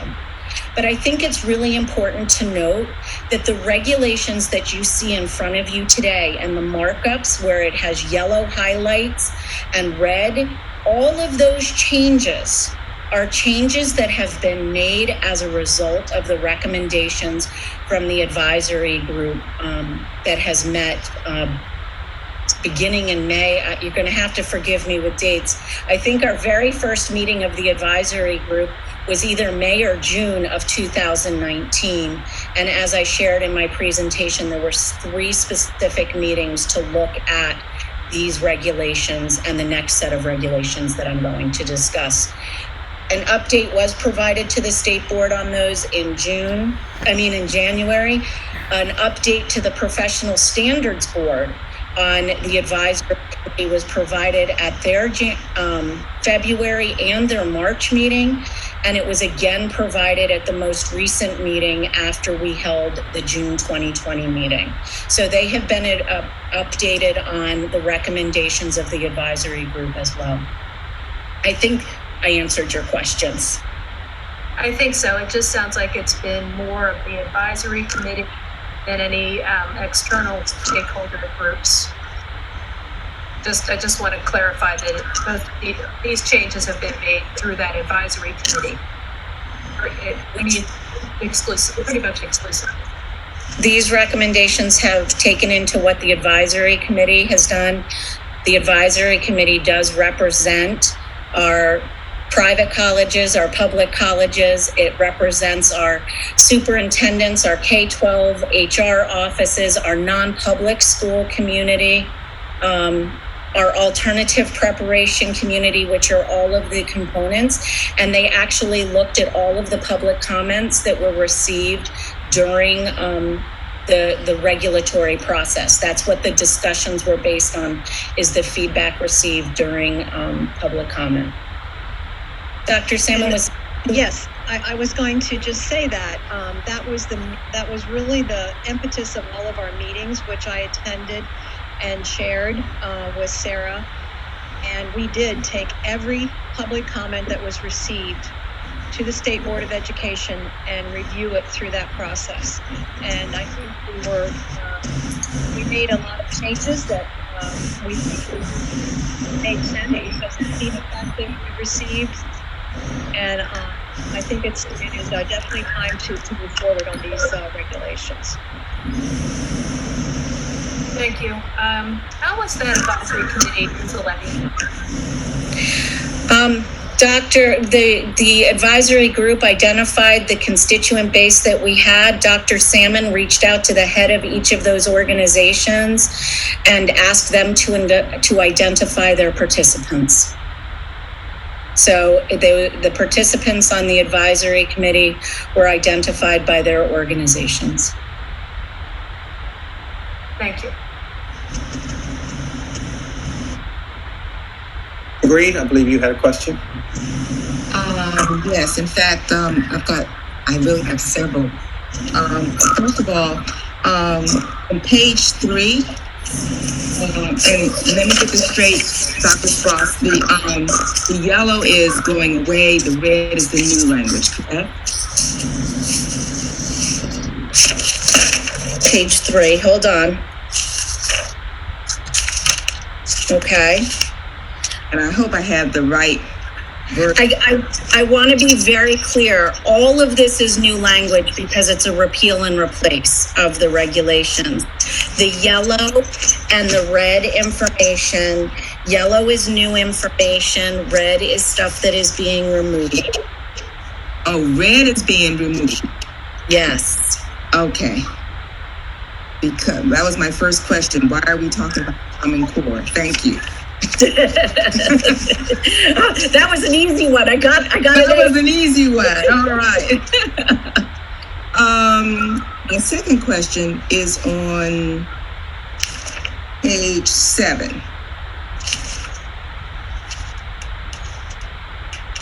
Item number C 3 would talk about programs preparing candidates for early childhood education.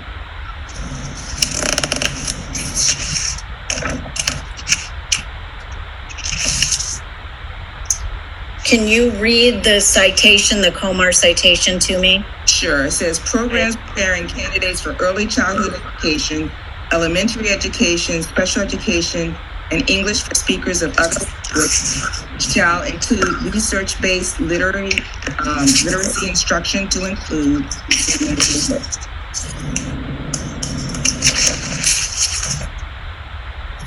So C, you said? C, under standards and activities, item number 3. Are you in the educator preparation regulations or the licensure regulations? I'm in the programs for, am I in the wrong thing? I think you're in the programs for professionally certified teachers. Yes. That's my next set of regulations. Please, excuse me. You may ask that question in the next iteration. All right, but I do have some questions on this. I know you're testing me. I'm sorry. We first did it with the technology. Now we're doing it with this. Right. Okay. The educator licensure. That's the one. Okay. Now, on page 5, I wanted to ask, when it talks about conditional licenses, I think at the very top it says, B, a local school system shall request a conditional license only if the school is unable to fill a position with the person who qualifies for a license under, and then it's section B, is what that is. But my question is, if under B it says that conditional license needs 3 years of employment in the role of in their role as a conditional licensee, but couldn't they in theory be bumped from being able to even teach for 3 years if someone who is more qualified or who is more qualified bump them? Would that happen, or could that happen? You know, that's a really interesting question that I've never been asked before. The conditional license or certificate has always been only at the request of a local school system or a non-public school or a state-operated facility, and it's for when they cannot fulfill the position by a qualified educator. Why that is in that area is it prevents someone that is not employed from asking for a conditional certificate.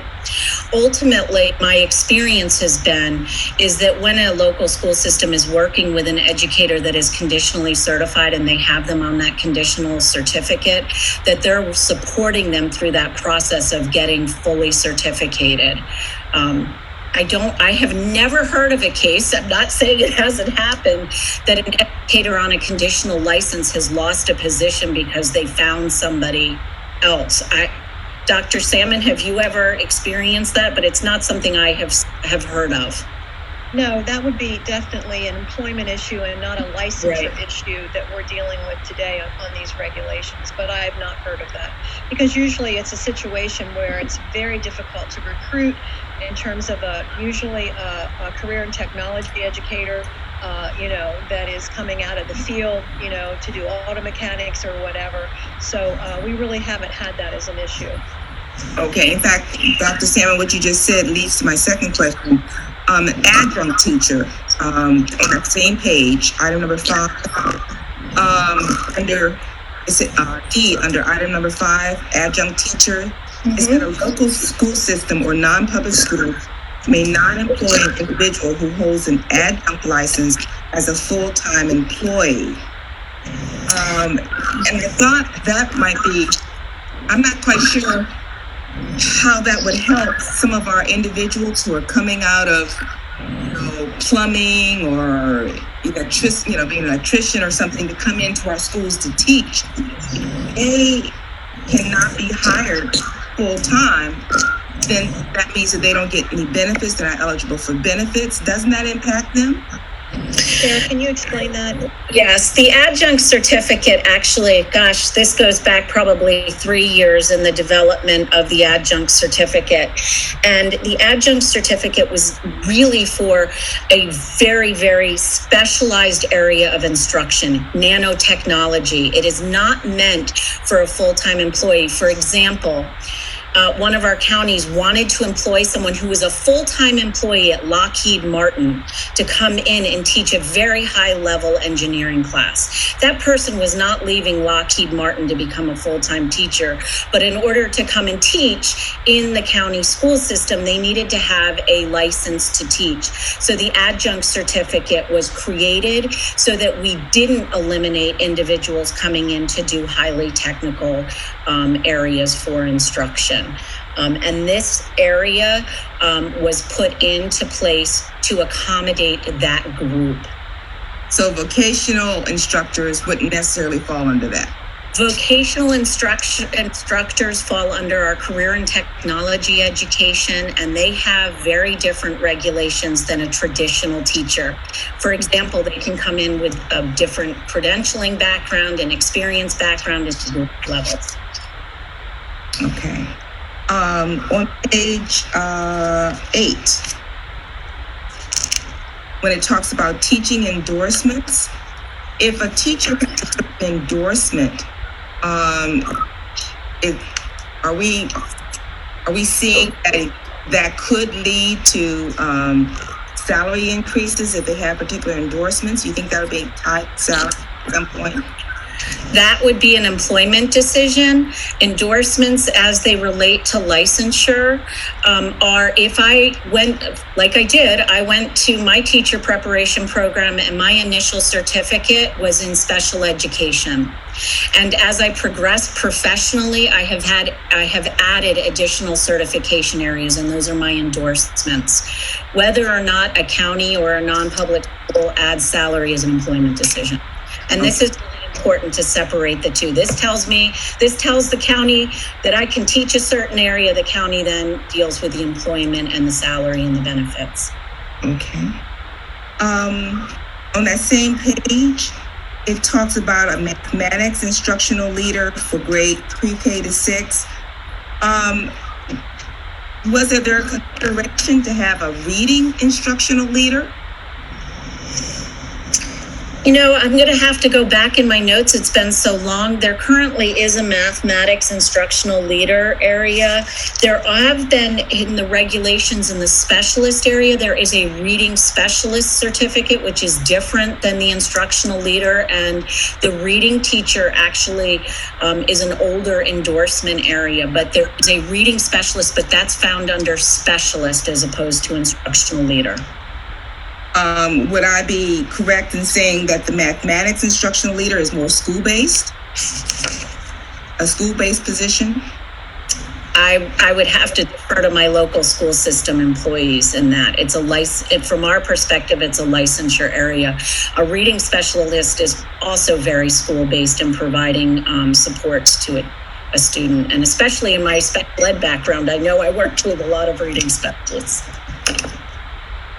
Okay, I'm just saying that if there is a mathematics instructional leader that is school-based for grades 4 through 9, pre-K through 6, that there should be a comparable position for a reading instructional leader. I mean, I look at test scores year after year after year and see just how poorly our students are reading. Math, true also. And so it's great that we have that mathematics instructional leader, but it seems like we need someone school-based as well to assist teachers. Dr. Green, can I just interrupt at this time and give other board members who can come back to you? Sure. I think. Thank you. Ms. Cross, I answered that question, and please help me if I missed it in my reading of it and reading of it. 64 pages of italics was not easy to read.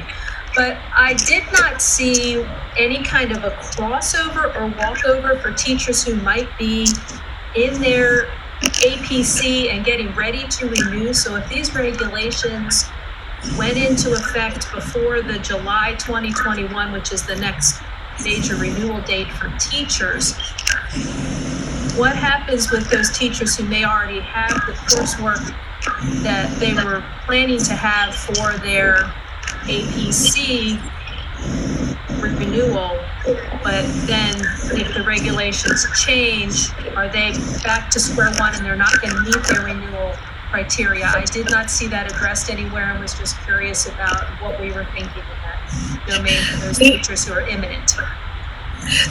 We would never, if teachers have done their coursework for renewal, we would always honor that. It has to be done on a current active certificate for those renewal requirements.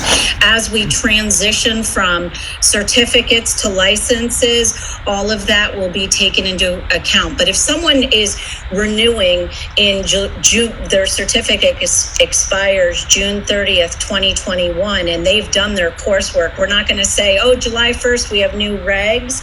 We are not going to honor that. And we would put out a policy statement that would go out to all of our local school systems and non-public schools about how we go through that. The regulations are the guidelines and the requirements. How we do that would go out in policy. Is there anything you need to add to that, Dr. Salmon? No, I think that's exactly right. Thank you. I think that would ease teachers in knowing that that was coming. And my last question, and I promise I'll leave you alone after this. When you were listing the members of the advisory council, I didn't notice any of the local teachers associations listed there, or the state teachers associations. Were they included? Were they not included?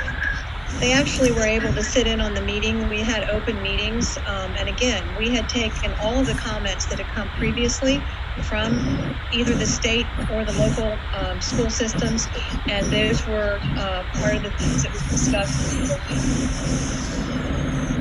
Thank you for the clarification. Does anyone else have any questions? So we'll go back to a couple, but I wanted to check the board members. Okay. All right, Dr. Green, send it back to you.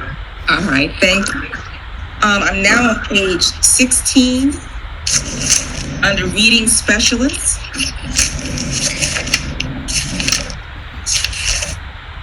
Yes. And item number 3, professional coursework that's required.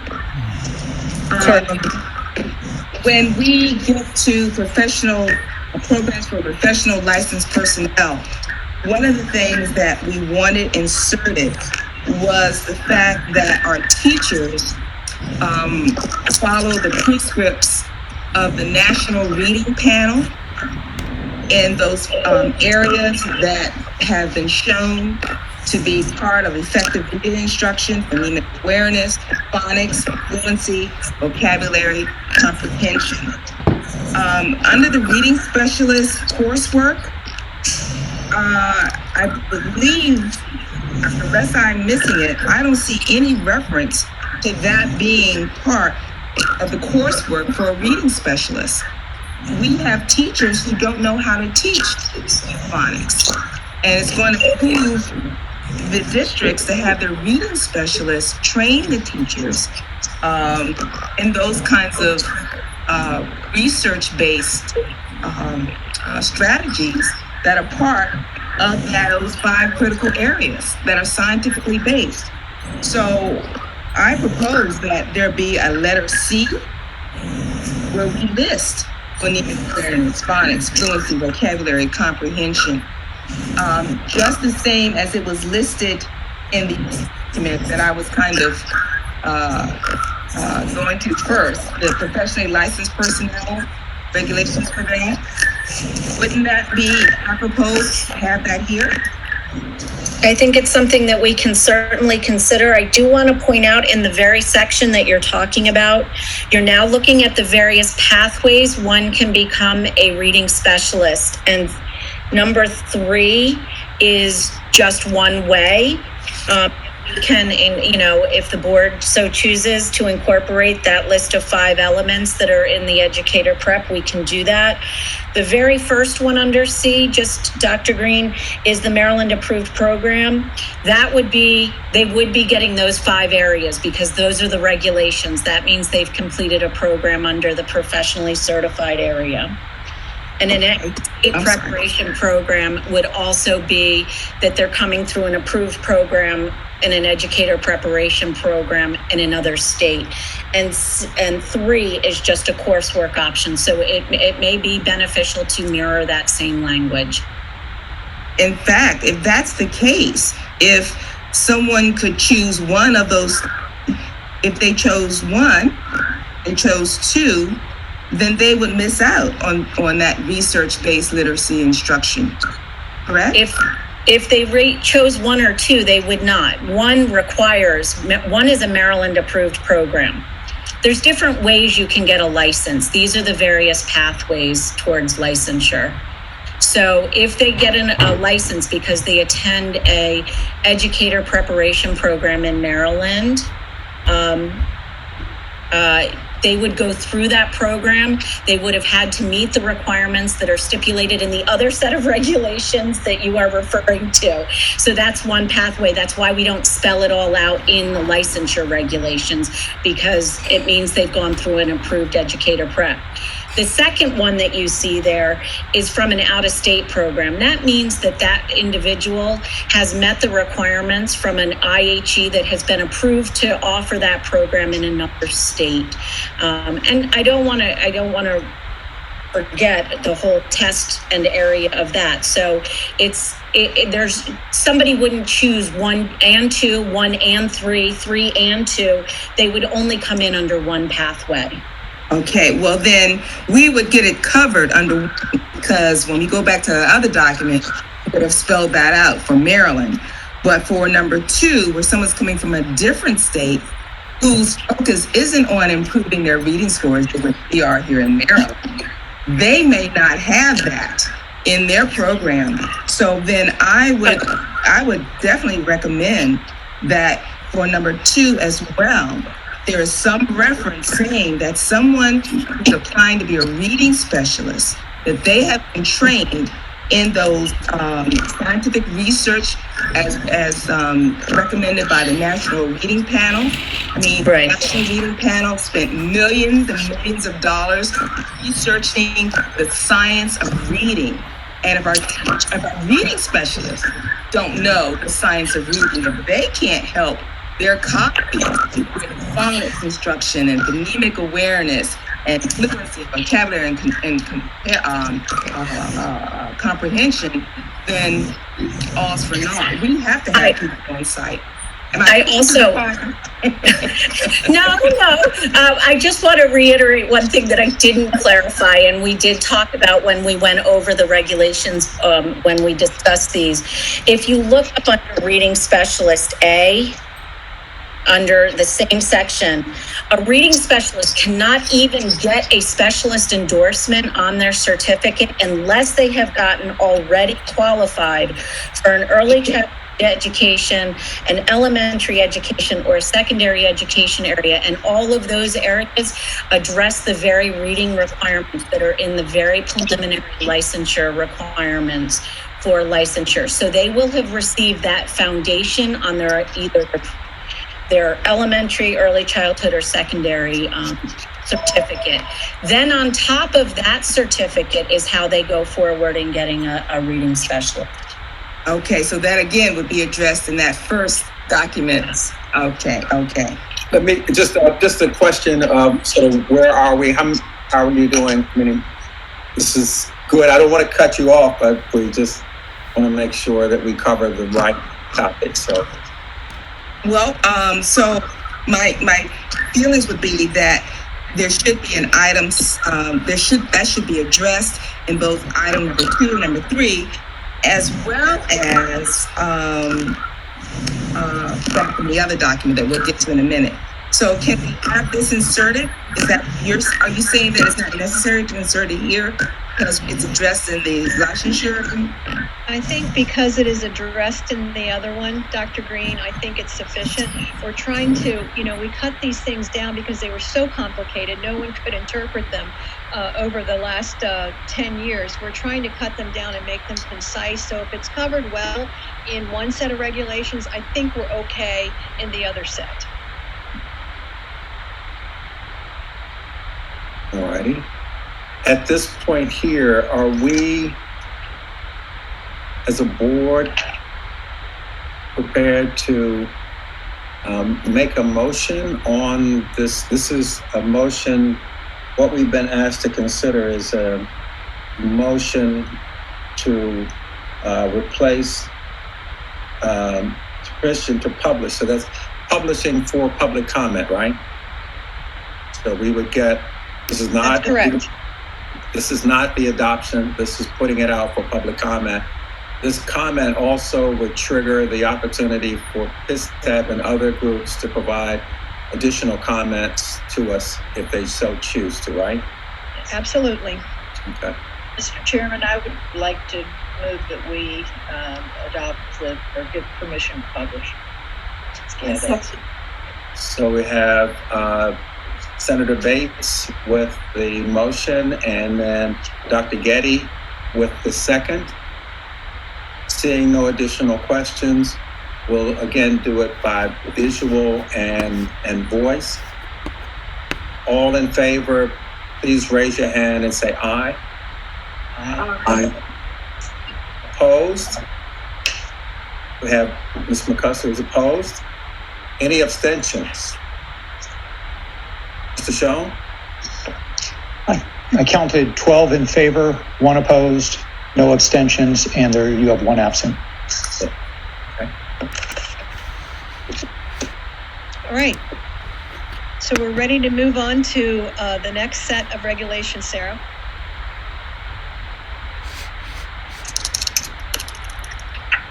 You Sarah, you're muted.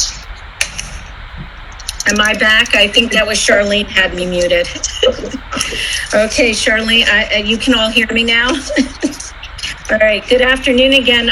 This is the companion set of regulations that go with teacher licensure. These regulations are the educator preparation regulations. And once again, these regulations comprise the entire set. The background is very similar to the background that I just shared about educator licensure. And we began these regulations in 2017 as well and have spent the past 27 months going between our various work groups, the Commission on Education Excellence and Innovation, the State Board of Education, and the Professional Standards Board. These regulations have significantly raised the standards for educator preparation in the state of Maryland. And we've also worked very hard to assure that the regulations can are clear to those that are offering teacher preparation in Maryland.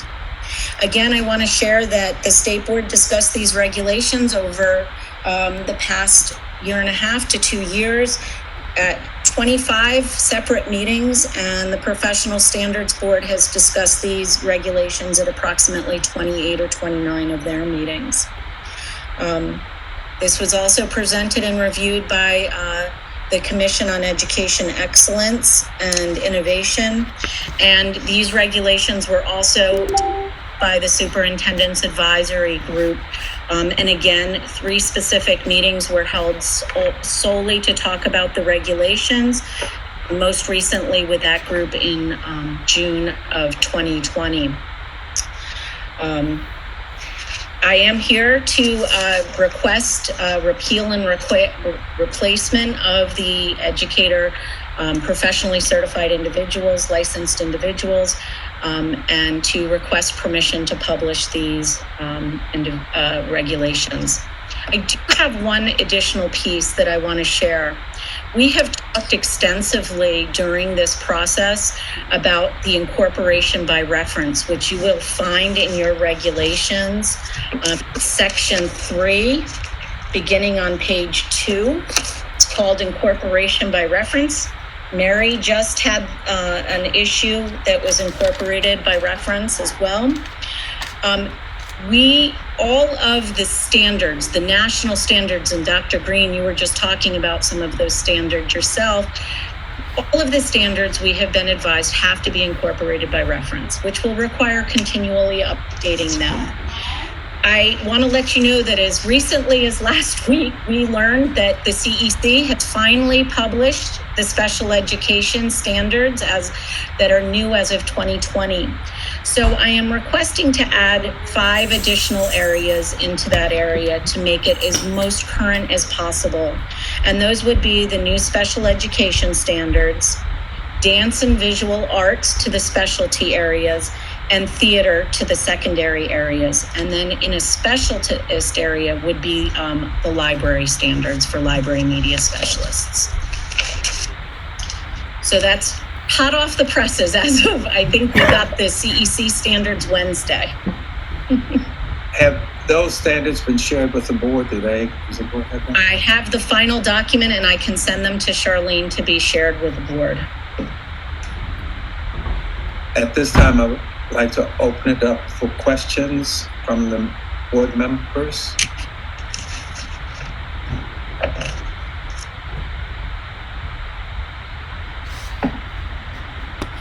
Dr. Green. I don't want to monopolize the conversation, so if you want me to take a breath and have someone else come in, I shall, please. May I ask you a point? Okay. Now, Dr. Sprouse, I'm on the right page now, the right report. On page 7. Let me get to page 7. On page 7. On page 7. Yes. C, standards and competencies. Item 3. Yes. Okay.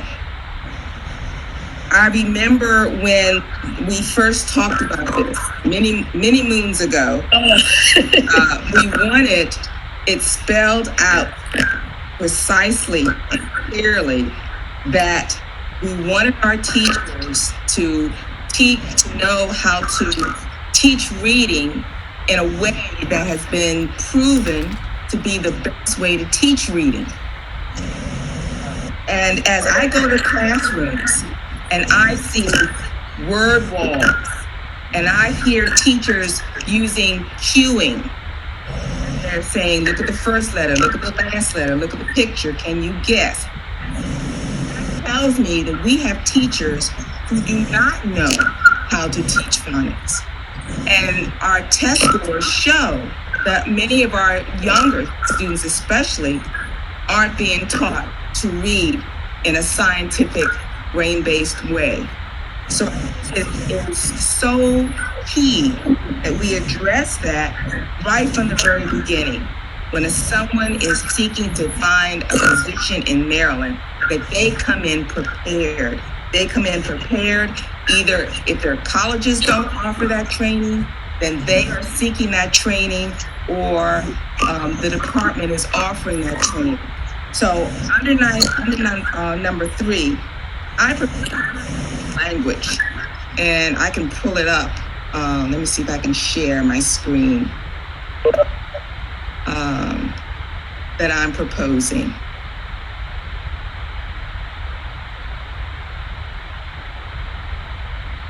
Where it says 3, and it says, I didn't write the whole thing out. Programs preparing candidates for early childhood education. And we begin with include research-based literacy instruction as determined by the National Reading Panel report that was established by the National Institute for Child Health Development in 2002 to include phonological and phonemic awareness. We dropped the emergent literacy. That was not in that report. Phonics and decoding, fluency, vocabulary, and comprehension of literary and informational text. Now, if you wanted to also include D, E, and F, but we put that separate because those, not E, but D and F Those were not included in that report. So number 4 would be programs preparing candidates for early childhood, et cetera, shall include instruction in the following. That's where you can put reading, written, spelling, and grammar, assessment, and instruction, decision making. My fear is if we put that in number 3, that we are in effect diluting the importance, diluting the focus away from following those research-based literary instruction. And that is going to be the way, I strongly believe that's going to be the way that we're able to help our babies in Maryland to read. You know, it is heartbreaking to see year after year after year our students not being able to read, not being able to, and teachers not being able to teach. I remember Dr. Green, if we switch, just as a doing a great job, I'm suggesting that we give Sarah an opportunity to respond. That very articulate, well articulated the concern and the benefit of having improvements. I think a couple of things that I want to just say. You're referencing in your language, you're referencing a very specific document from 2010. And I went to write it down and I lost it. If the board decides that they want that document to be a standard that should be used for reading, it should be listed in the incorporated by reference. That's where all of those documents go. So that's my very first comment on the language. The second piece is that when you get into the competencies that are further back, and bear with me, beginning on page 15, there are teacher preparation competencies for literacy competencies. The red is coming out.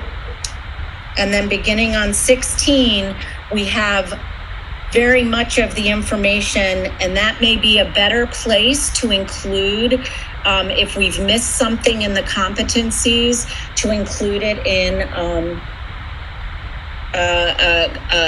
an area. So I just want to share that. There also, these recommendations and these competencies also came out of the elementary and secondary literacy work groups that have been working, I want to say, for 4 years with probably close to 75 to 100 constituents across the higher ed, reading specialty groups, K-12 community. I know the legislature, so that's where these recommendations came from. So I want to share that as well. So there's 2 areas where if there's something missing that we could incorporate that.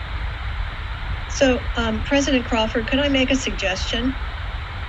These, to me, I would have to ask Mr. Schoen if adding these are substantive changes, because if they are, I would make a suggestion that we could still publish these, and we can also make those changes as part of the process.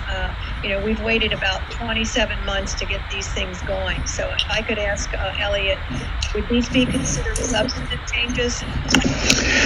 So these are changes that you're thinking of making before you publish. My recommendation would be making them before they go out for publication, because once you get comment back, then they would be have to do the analysis of substantive or non-substantive. I'm sorry. Yeah, I guess I'm not understanding. What I'm asking is, if we make these changes today, would they be considered substantive, that we wouldn't be able to publish these today on a board vote? Can you post those up again, please? And we have to have a board vote to do that. Correct. You talking about what I was showing, Elliot? I'm asking in terms of process, Elliot. That's all. Thank you. Okay, thank you. Yes, if you're going to vote on those changes today before you publish, you are fine. You are doing it on the board vote. Yes, thank you. Were you asking me to post what I have? That's okay, it's not needed. Let me go to Dr. Getty and then to Ms. McCusker. Well, I would like to reassure Vermel that I think what you're talking about is the content in the reading courses. And when a teacher applies for certification or an endorsement, it's in the course requirement, I'm assuming. So if you need reading XYZ, that content that you're talking about is in the course. So the regulations already tell you what you have to earn that certification and earn that degree from an institution. So I'm going to make a huge assumption that those factors are already built into the system. Am I correct, Ms. Brass? You're on mute. You're muted again. Charlene keeps muting me and I forget to check it. I've got to get better at this between my new reading glasses and everything. Actually, the language that is included in this version of the regulations was language that was specifically developed by the state board during all of the iteration processes, and actually was strengthened during that process based on recommendations, so that we were incorporating it and making sure that our educator preparation programs were teaching these very basic reading components. So this language is very much reflective of what at the time that state board group wanted to have included in the regulations. But you are... Memory serves me, Dr. Sprouse, I believe it was Dr. Steiner and I were kind of zeroing in. You were, and if I want to remind you also, this was an area that was contentious between the Professional Standards Board and the State Board, that the Professional Standards Board did not want the specificity of reading programs that the State Board was asking. And this is the language that the State Board, not once, not twice, but 3 separate times voted to have into the regulatory language. I'd like to go to Ms. McCusker at this time. Thank you. We had a couple of letters given to us with some concerns from the MICUA and another from the Bard from the Bard High School Early College in Baltimore. Can you speak to, have you seen those concerns and can you speak to them? Absolutely. I'm going to focus on the concerns and the letter that came from the University of Maryland and MICUA, which is the Private or Independent Colleges Association. There were 3 issues identified in their letter that pertain to regulations. The very first issue is whether or not Maryland clinical internships. So I date myself, but when a student teacher is placed in their clinical internship, this set of regulations has required that those clinical placements be placed in Maryland. And the advisory group, as well as the state board, has reviewed this issue. The institutes of higher education would like to continue to be allowed to place the clinical interns outside of the state of Maryland for their internship. This is one area that the advisory group and MSDE did not come to agreement upon, in that we feel that the interns are being prepared to teach in Maryland schools and therefore should have their experiences in Maryland schools with curriculum from Maryland, the standards that Maryland feel are important. And we also really address the fact that this is a real recruitment tool for our school systems when they have student interns. It's a real component, and we're issuing a Maryland license so those can happen. I think that one of the issues that they say is that for their master's teachers that may be, or international teachers, how can that happen? And I think as we go down the road, and in light of COVID-19, we've learned that some of those internships can happen remotely, and that may be something that we need to explore a little bit further. But at this time, these regulations do require that the internship placement happen in Maryland for the reasons that I stated. And that has been an area that we did not agree upon. Dr. Salmon, did you have something Yes. to? I just wanted to say that the state board was incredibly supportive of that being in the regulations. And I did articulate that to the advisory committee on many occasions. Certainly there may be times that we make exceptions, but the rule, I think, is that we do want our teachers trained in Maryland for the most part. And they were placing, in fact, in our local systems, you never called and asked me about placing somebody. So, I mean, there's always ways to better communicate about this, but it is a recruitment tool. The Grow Your Own Teacher programs that we have across the state are an example of this. And so, again, the rule is that we'd like our teachers to be trained in Maryland and get the Maryland treatment, so to speak. There may be incidences where I would make an exception if it was a hardship kind of a case with a student, but we do want to stick to the Maryland training in our Maryland schools. And that was articulated certainly by our local school systems, who want to partner with all of the higher ed communities in order to place teachers. And they were very vocal about being willing to do that.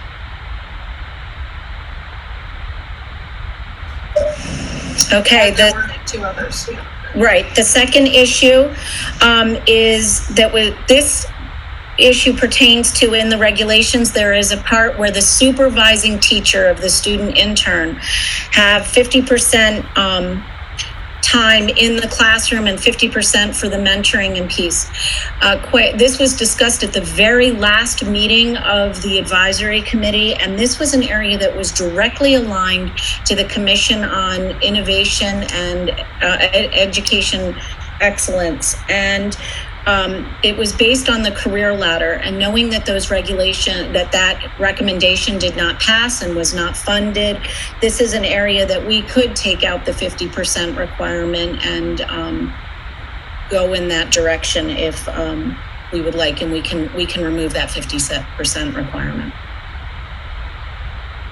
Any questions on that one?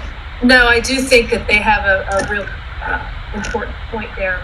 I think that is onerous on systems right now to try to produce that type of release time. So I did see that as a very troublesome thing that I think we ought to look at removing in light of not having that funding at this time, or the manpower for that matter. I know that my colleagues in my office are watching right now. I'm going to ask them to send me a text what page that is on so I can look at how we can amend that right now so the board has that language. But I want to go on to issue 3. And issue 3 is that where they spoke about school year-long residency, and the definitions includes the beginning of the school year. MSDE has been really, really purposeful in the development of this language over the course of time. And we actually discussed this with the advisory group and with the state board and PISTAB at great length.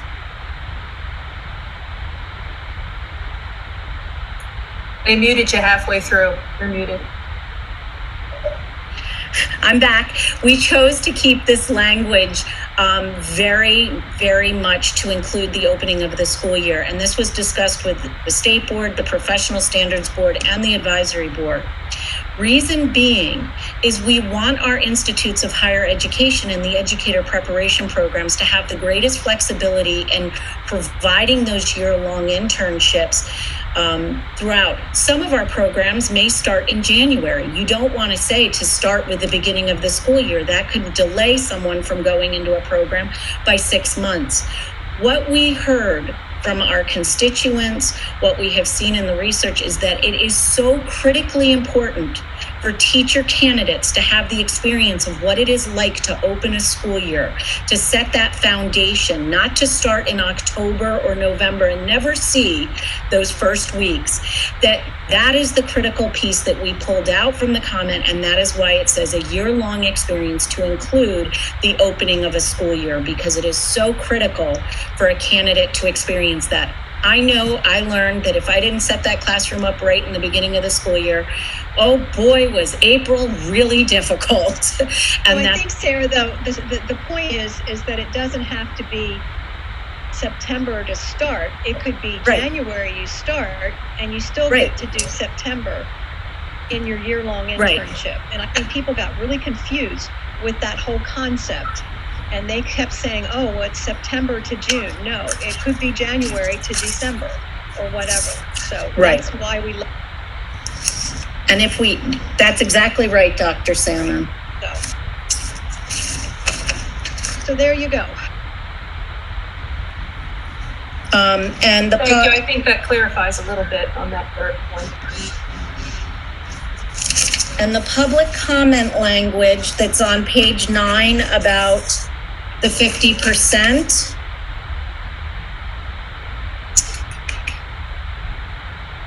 Actually, the language, it's on page 9 of the document, and the language that they have proposed, have teaching responsibilities and release time to mentor teacher candidates, mentor newer and struggling teachers, and lead workshops, demonstrations at the school level. I think could be inserted very nicely there, and it removes the 50% requirement.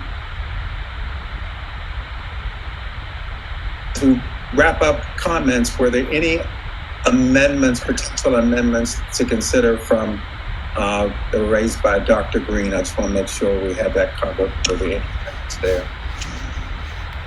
I believe Dr. Sprouse said that we needed to list the National Reading Panel report under incorporated by reference. Yes, we can do that. Okay. And also back on page 7, and we're not really changing the language. I think this is what you were thinking, Dr. Salmon. We're not really changing the language. We're just kind of rearranging the terminology to put that focus back on fonts. That was item number C, standards and competency. Number 3, and perhaps moving some of those others to a number 4 and bringing the other ones down. And also, Dr. Sprouse, you said there's another place where you can put that? You could either go as you proposed right there, if that's the new language that the board is looking to incorporate, or there are all of the, starting at page 15, you have teacher preparation competencies, you have literacy competencies. Page 17 has all new language there, and then B, literacy competencies for early childhood, special ed, English, speakers of other language, and there's all those competencies there also. In fact, I have made a note on page 18, under number 2A. That would be a great place to put it as well. That says provide instruction focused on core components of reading that lead to proficient, and that would be a great place to put it as well. So to go back to Dr. Salmon's comment, I would ask that the board choose one place so that we don't redundant in the regulations. We spent 27 months reducing redundancies.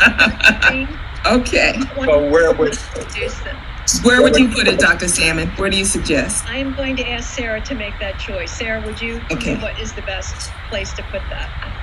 I think we leave the first part alone, since that was such an area of contention, and I think we clarify back in the competency section, and we put it right under, so it's right in the literacy competencies on page 18, where you said literacy processes.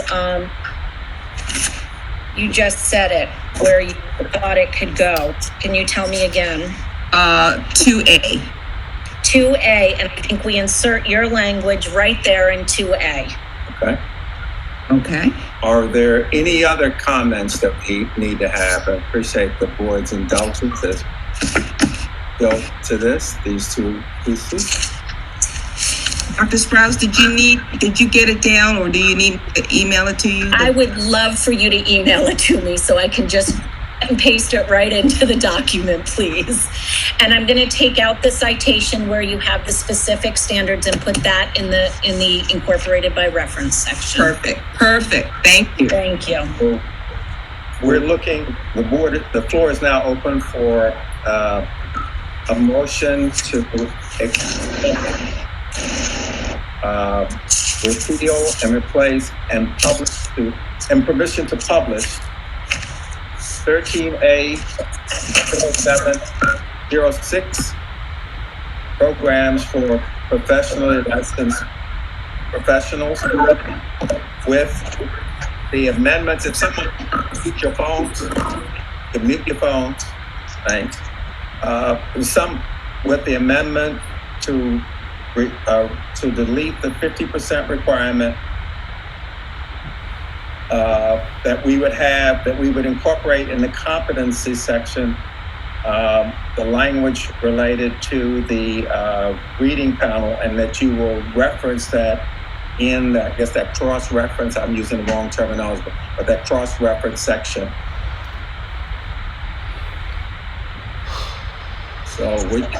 Motion so moved. Motion by General Sumter, second. Chip DeShiel, I'll move to second it. And Chip DeShiel has motion to second. Seeing no additional questions, we will again take a voice and hand vote. All in favor, please say aye and raise your hand. Aye. Aye. Opposed? Abstain. Great. Thank you very much. Mr. Crawford, I couldn't see Mr. Wu. If he could just acknowledge how he voted. I voted in favor. Thank you. It was unanimous. Thank you very much, everyone. So, just in the interest of time, we just want to make sure the board, we still have a couple more items to go. And I appreciate your indulgence. Thank you so much. Thank you. Dr. Sam. All right. Thank you, sir. Ms. Sprouse, you may handle the latest one, child sexual abuse and sexual misconduct history, permission to adopt. Good afternoon, everyone. Again, this one, as Dr. Salmon is for final adoption. This regulation pertaining to child sexual abuse and sexual misconduct history were developed in response to House Bill 486, which was introduced during the 2019 legislative session. It was codified in Education Article 6-113 and went into effect July 1st, 2019. I do just want to clarify that the transmittal memo indicated that no public comment was received. We did in fact receive one public comment, which you all received a copy of from the Archdiocese of Washington. I want to apologize for that, but we got the public comment in the final hour after memorandums had been, and we wanted you to have the public comment. As I shared, this law went into effect on July 1st, 2019. It applies to local school systems, non-public schools, and contracting agencies throughout the state of Maryland. It requires applicants to provide contact information for all previous and current employers with which they had contact with minors. It requires they have to provide written consent for the employer to release that information, and requires the individual to provide a statement regarding the history of sexual abuse and misconduct. It also required MSD to do several things. We had to develop a form that meets all the components of the law, and it was completed with assistance from the AG's office and has been in effect since July 1st of 2019. It requires current and previous employers to provide information on past employees' history in respect to child sexual abuse and misconduct, and they only have 20 days from the date that they receive that in order to respond to the information. The law also requires the prospective employer to review the applicant history by contacting all of those former employers in which the applicant had direct contact with minors.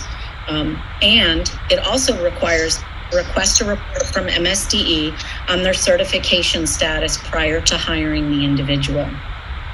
The regulations, as I shared when we went prior to publication, the regulations include what is required of employers and previous employers. It covers what's to be reported to MSDE, and that includes previous employers that do not respond within 20 days, MSDE needs to follow up on.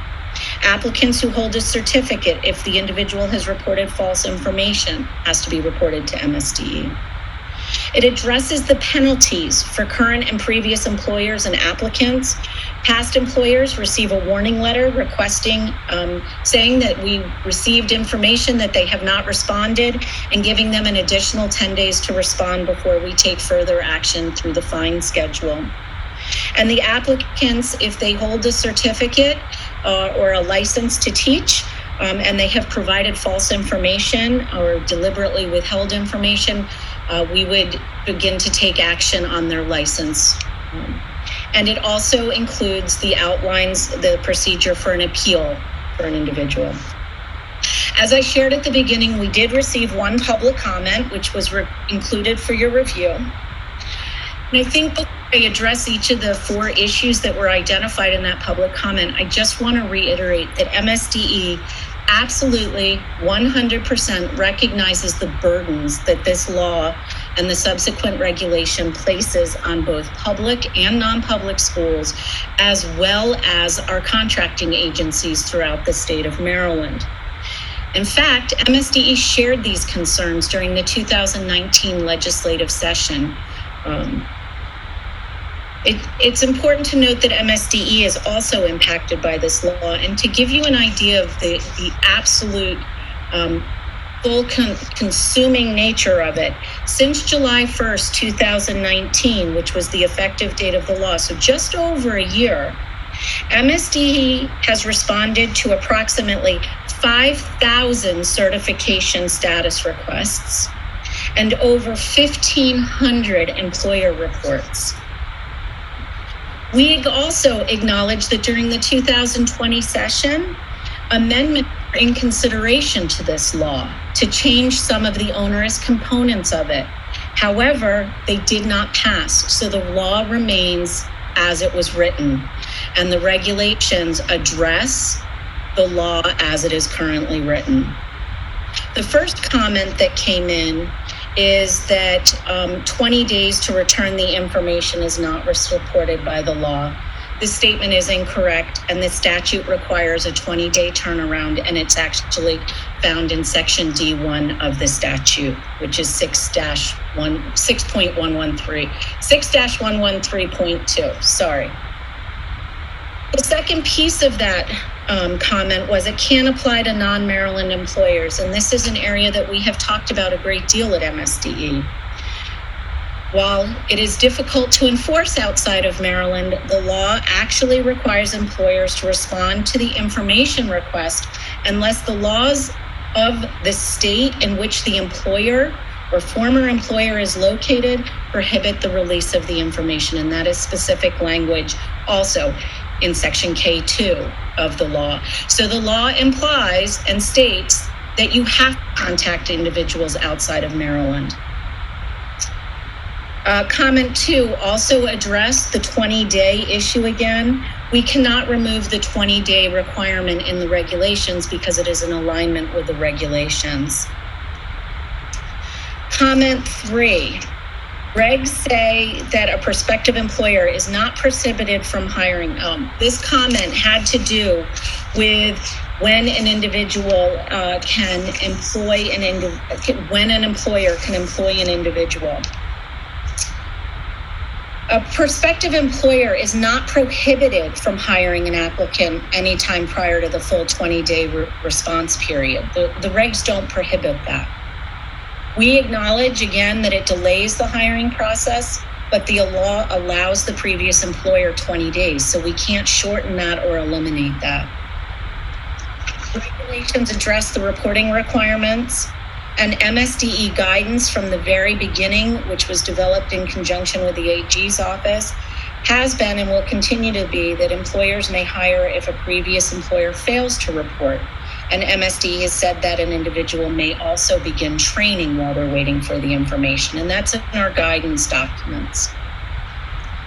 Comment 4 was about that the penalty should only be for willful failure in reporting of false information, and that we're not giving anybody the opportunity to rectify it. And in fact, the regulations, if a report that an employer has not reported the information in 20 days, we've responded to over 1,500 of these. We ask them, we send them a warning letter. We notify them that we have been informed of this, and we give them the opportunity to correct it before any fine structure goes into place.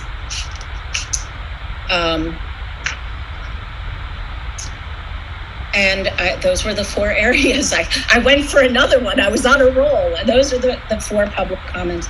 I can't emphasize enough, and Dr. Melly McCarthy, I saw you shaking your head, and I know you're from the non-public world.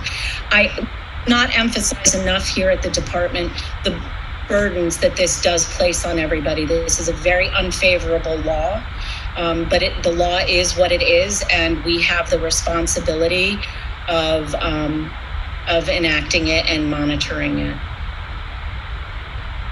For any comment, Dr. McCarthy, and then to Dr. Wilcox. Thank you. I appreciate your efforts to align the intent with the actual hiring and ability for schools to do what we need to do to hire competent professionals to teach children. So all I have to say is thank you for your efforts. And that's all. Thank you. Dr. Wilcox. Yes, thank you. Is this in addition to a comprehensive background check? Yes, it is. All the family law article requires that all applicants go through both a state and federal criminal history background check. So it is in addition to that. Thank you. Any additional comments?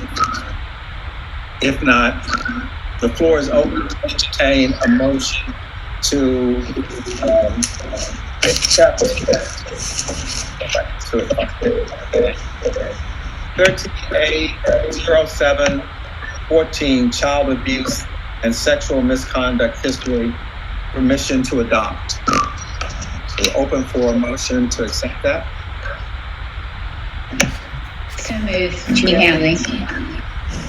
Okay, so motion for Ms. Hanley, and any a second? Yeah, Bates. Senator Bates. Seeing no further, we will again take a voice and virtual vote. Mr. Crawford, before you go there, can I ask all the board members to turn on their cameras, please? Great, thank you. So, all in favor, please say aye and raise your hand. So, Aye. Aye. Aye. Opposed? Dr. McCarthy is opposed, and any abstentions? Okay. Mr. Jones. The motion passed. It was 13 in favor, 0 against it. Okay. No abstentions. Thank you. The next item that we have won't take long. It's the approval of 2021 board meeting dates. We have received this.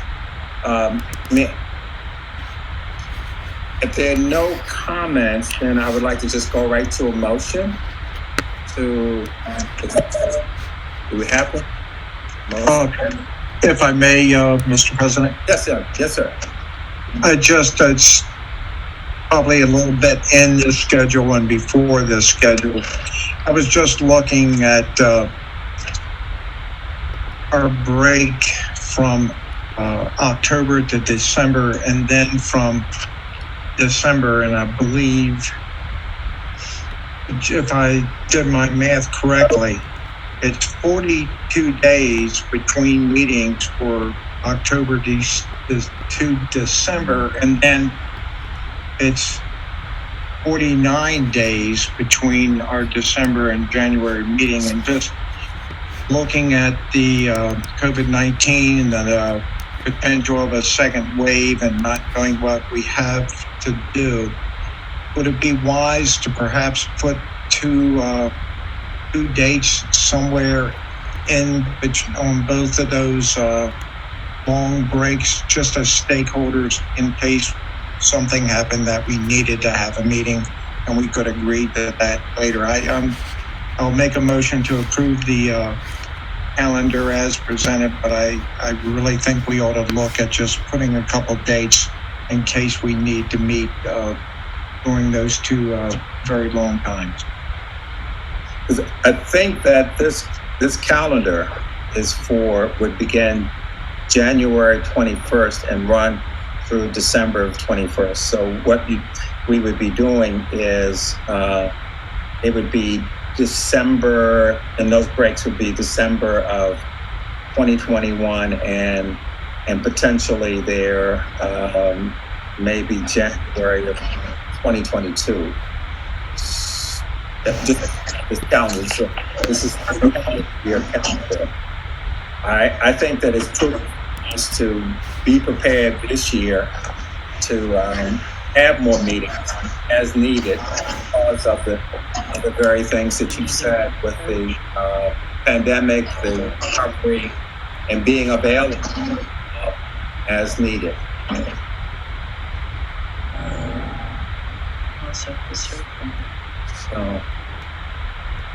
So since this is for calendar year 2021, do you still wish to add another time in the calendar year 21? My motion was to approve the calendar as written. Now, I just wanted to bring up that for planning purposes, we should probably look at the 2020 to 2021, those two long breaks, October to December and then December to January. What we'll do is we'll bring up a formal amendment at our next meeting to address the balance of this calendar year. To account for that. I think that's a good idea. So that's an action for the next time. So we have, I believe, on the floor the 2021 calendar from General Sumter. And do we have a second? Second. That Senator Bates. So seeing no additional comment, again, all of our members, you can vote orally and with raising your hand. All in favor, please say aye. Aye. Opposed? Abstentions? Mr. Shaw? That vote was unanimous, but if I can go back for a moment, I believe it's the vote on the programs for professionally licensed personnel preparation. I may have misspoken. Ms. McCusker, did you vote no on that one? I just want to verify for the record. On which one? On both of the educator licensure and the programs for professionally licensed personnel, educator professional, did you vote no on both of them? I did not. I voted yes for the second one. That's what I thought. Thank you. President Crawford? Yes. Can I also ask that we clarify the last vote on the child sexual abuse and sexual misconduct? I believe Dr. Millie McCarthy opposed, but I heard Mr. Schoen say it was 13, that there were 13. I just want to make sure that my record is correct. Yes, Dr. McCarthy opposed the sexual abuse. So we have one opposed. So that would be 12 in favor and 1 opposed. Is that correct? Mr. Shaw? That would be correct. Okay, Thank you. Thank you very much. And then may I also clarify who just made the motion on the calendar vote and the second? The motion was General Sumter. Second, debates. Okay, thank you. Okay, so at this point here, we have allotted in the schedule. I also have a clarification. Please, yes, sir. I just want to make sure that there was one opposed and there were 12 that were for it, just to make sure that the opposed vote wasn't a miscount or an accidental count. The sexual. Dr. McCarthy? Yeah, no, I opposed it because I opposed the original legislation, so I understand why you're accepting it. I just have difficulties with the process it requires and having to hire teachers when you need them. So I don't disagree with the intent. No, it is. I disagree with the actual implementation, not with the intent. Thank you, Mr. Barber. At this time, we have time now for the board members' reports, and I'd like to go to one of the areas that has popped up from time to time in conversations and then even here in the board meeting is the need to find ways to get additional stakeholder public comment on topics more than just a 3-minute discussion. And Ms. McCusker will lead a brief conversation about an idea. And I think this is just for information. As we formalize what we're going to do, we'll start doing it. We'll make adjustments as we go, but it will all be done publicly so everyone knows. But this is more of a discussion of a potential topic that could come up and how we might handle it. Yes, please. So as we navigate the uncharted waters of this coming school year, I'd like to encourage the board to open the channels of communication with external stakeholders. In particular, I would again call for a work session devoted to social and emotional learning.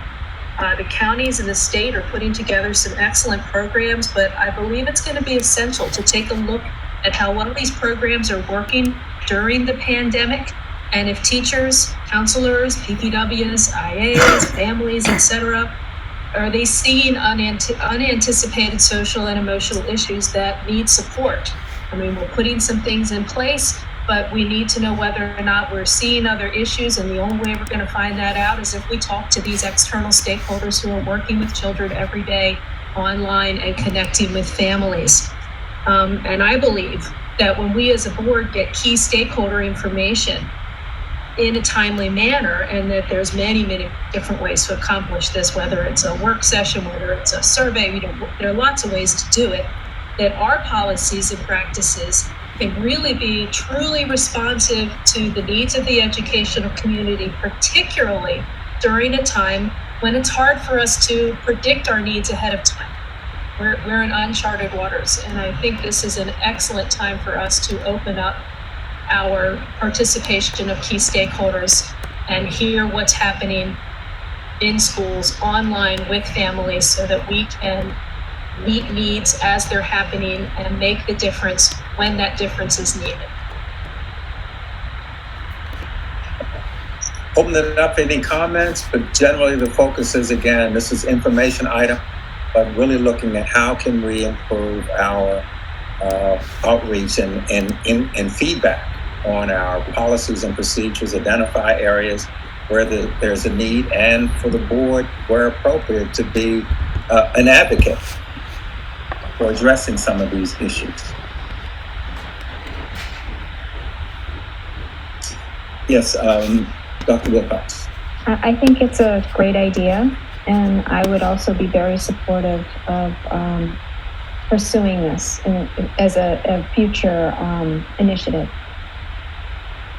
Very cool. Any addition, Dr. Green? Rachel, are you envisioning having like roundtable discussions or solicit or send out a survey? How are you envisioning it happening?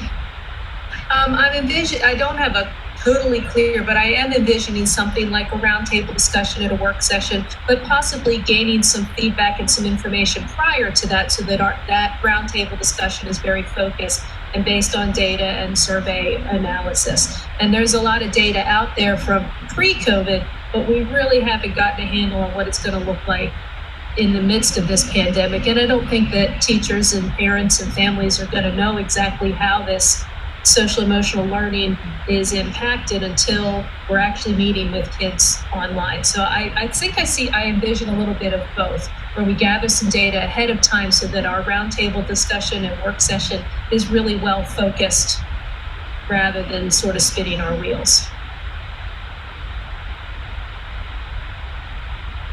So you're looking at perhaps a monthly gathering or a quarterly gathering, virtually, in person?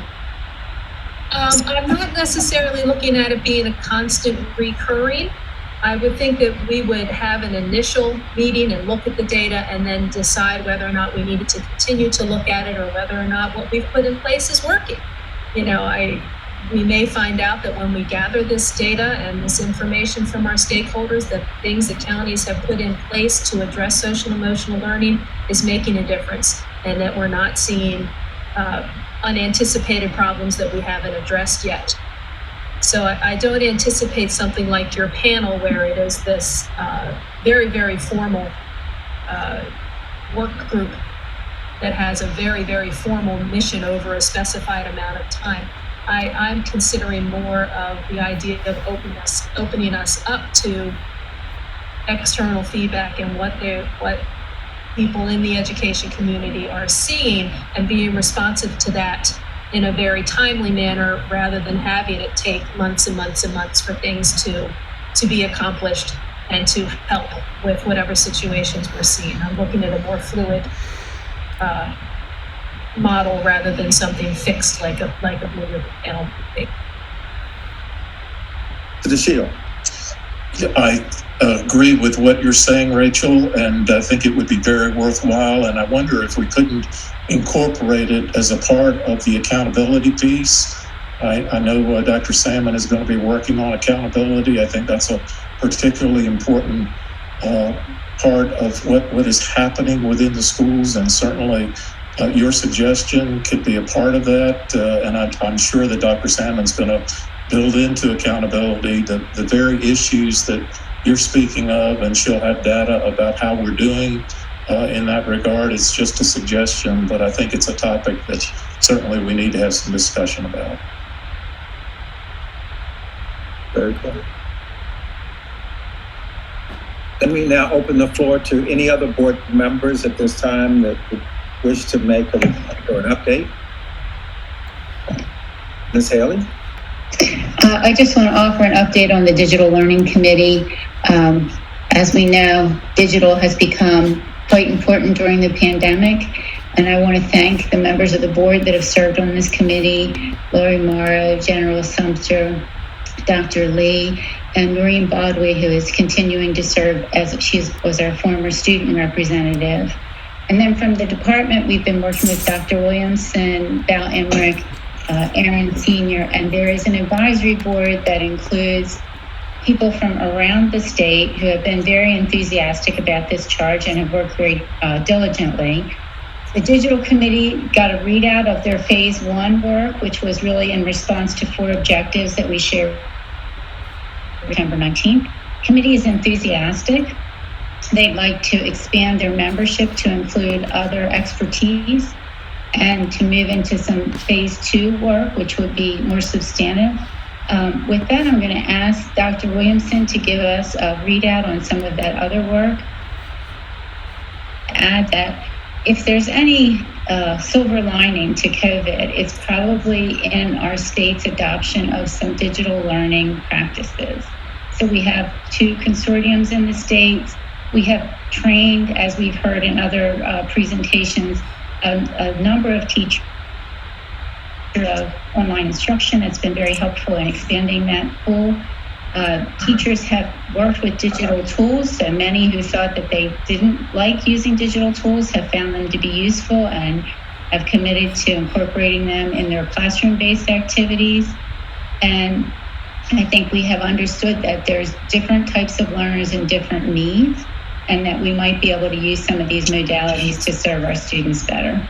So with that, I'm going to turn Dr. Williamson. Hallie, thank you. I think what I'll do is just summarize the 6 objectives that you in the committee, the board committee, gave for the advisory committee, because we're going to expand our advisory committee, and you've asked us to do the following. And then I think you and I had talked about we'd send this out to the board following the meeting. We've developed a rubric to ensure equity throughout the local school systems with distance learning programs, and that they would submit something annually, and we'd also share that with the public, so how it's being utilized.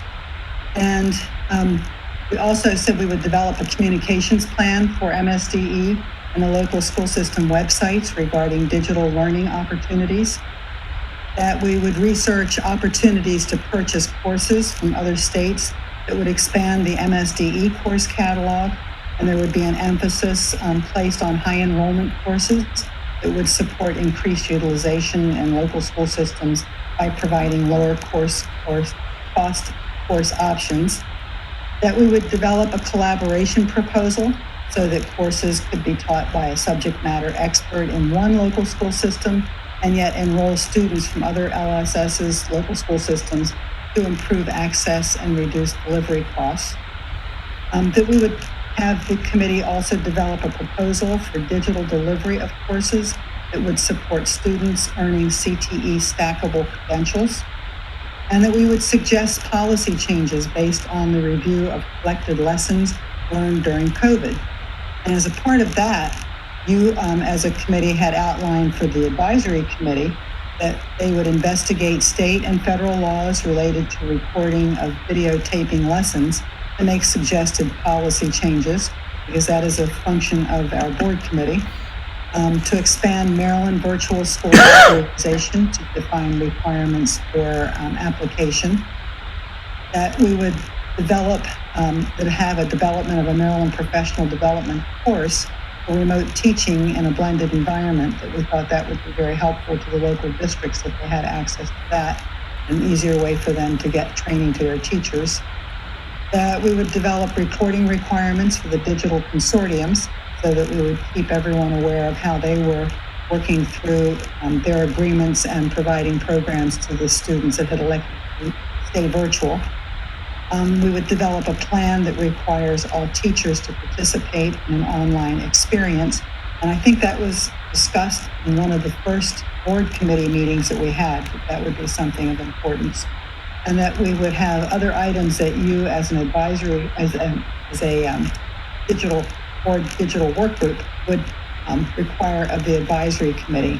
So I'm pretty sure you've been thinking of how you would be able to utilize that group, since it's a 35-member group, in helping to accomplish some of what the board work group thought was very important.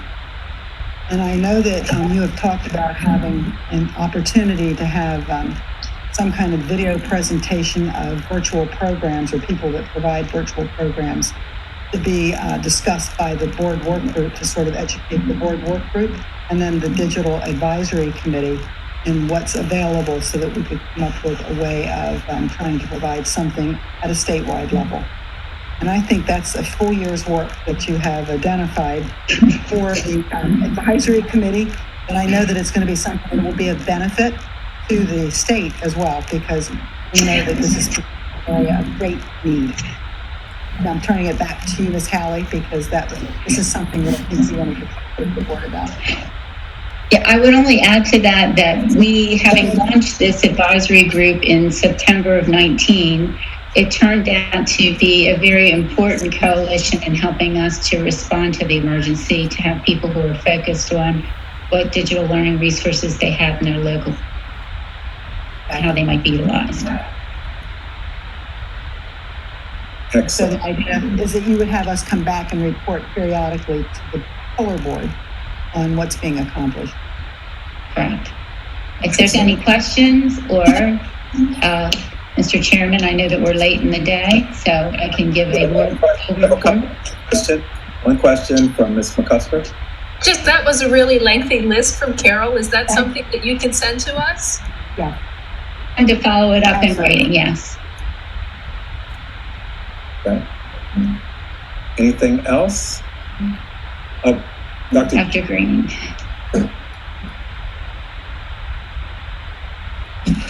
Thank you. Yeah, I think it's important for me to give an update because people who have expressed an interest in our task force assured them that they can have input, and one of the ways that they can have input is if they view our board meetings. So I want to make sure that I update the board and update interested individuals as well. So just giving you an update on what we've been doing so far.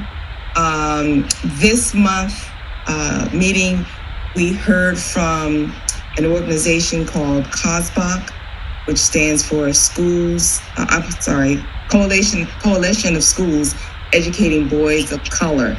And we have incorporated some of their recommendations, and our different study groups have continued to make several recommendations. And I just pulled a few from their notes. As they take notes, they save them in Google Docs that I can access. And so I just pulled a few recommendations that they have come up with so far. For example, study group 1, which deals with social, emotional, behavioral supports, they have been focusing on addressing the over-identification of African-American males in special ed and implementing plans on how we could move more of those boys from special ed into regular ed.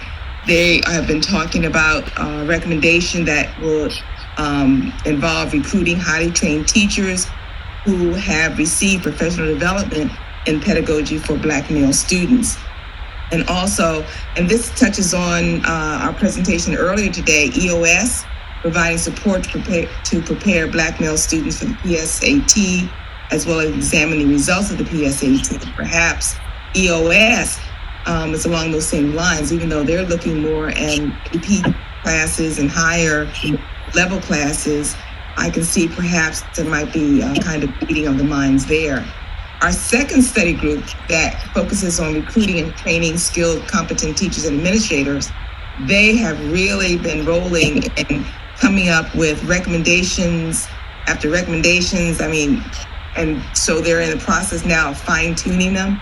They're looking at recruiting teachers from high school. How can we recruit Black male teachers from high school, as young as high school, by allowing them programs and opportunities to tutor, or even looking at putting curricula in high schools for teaching.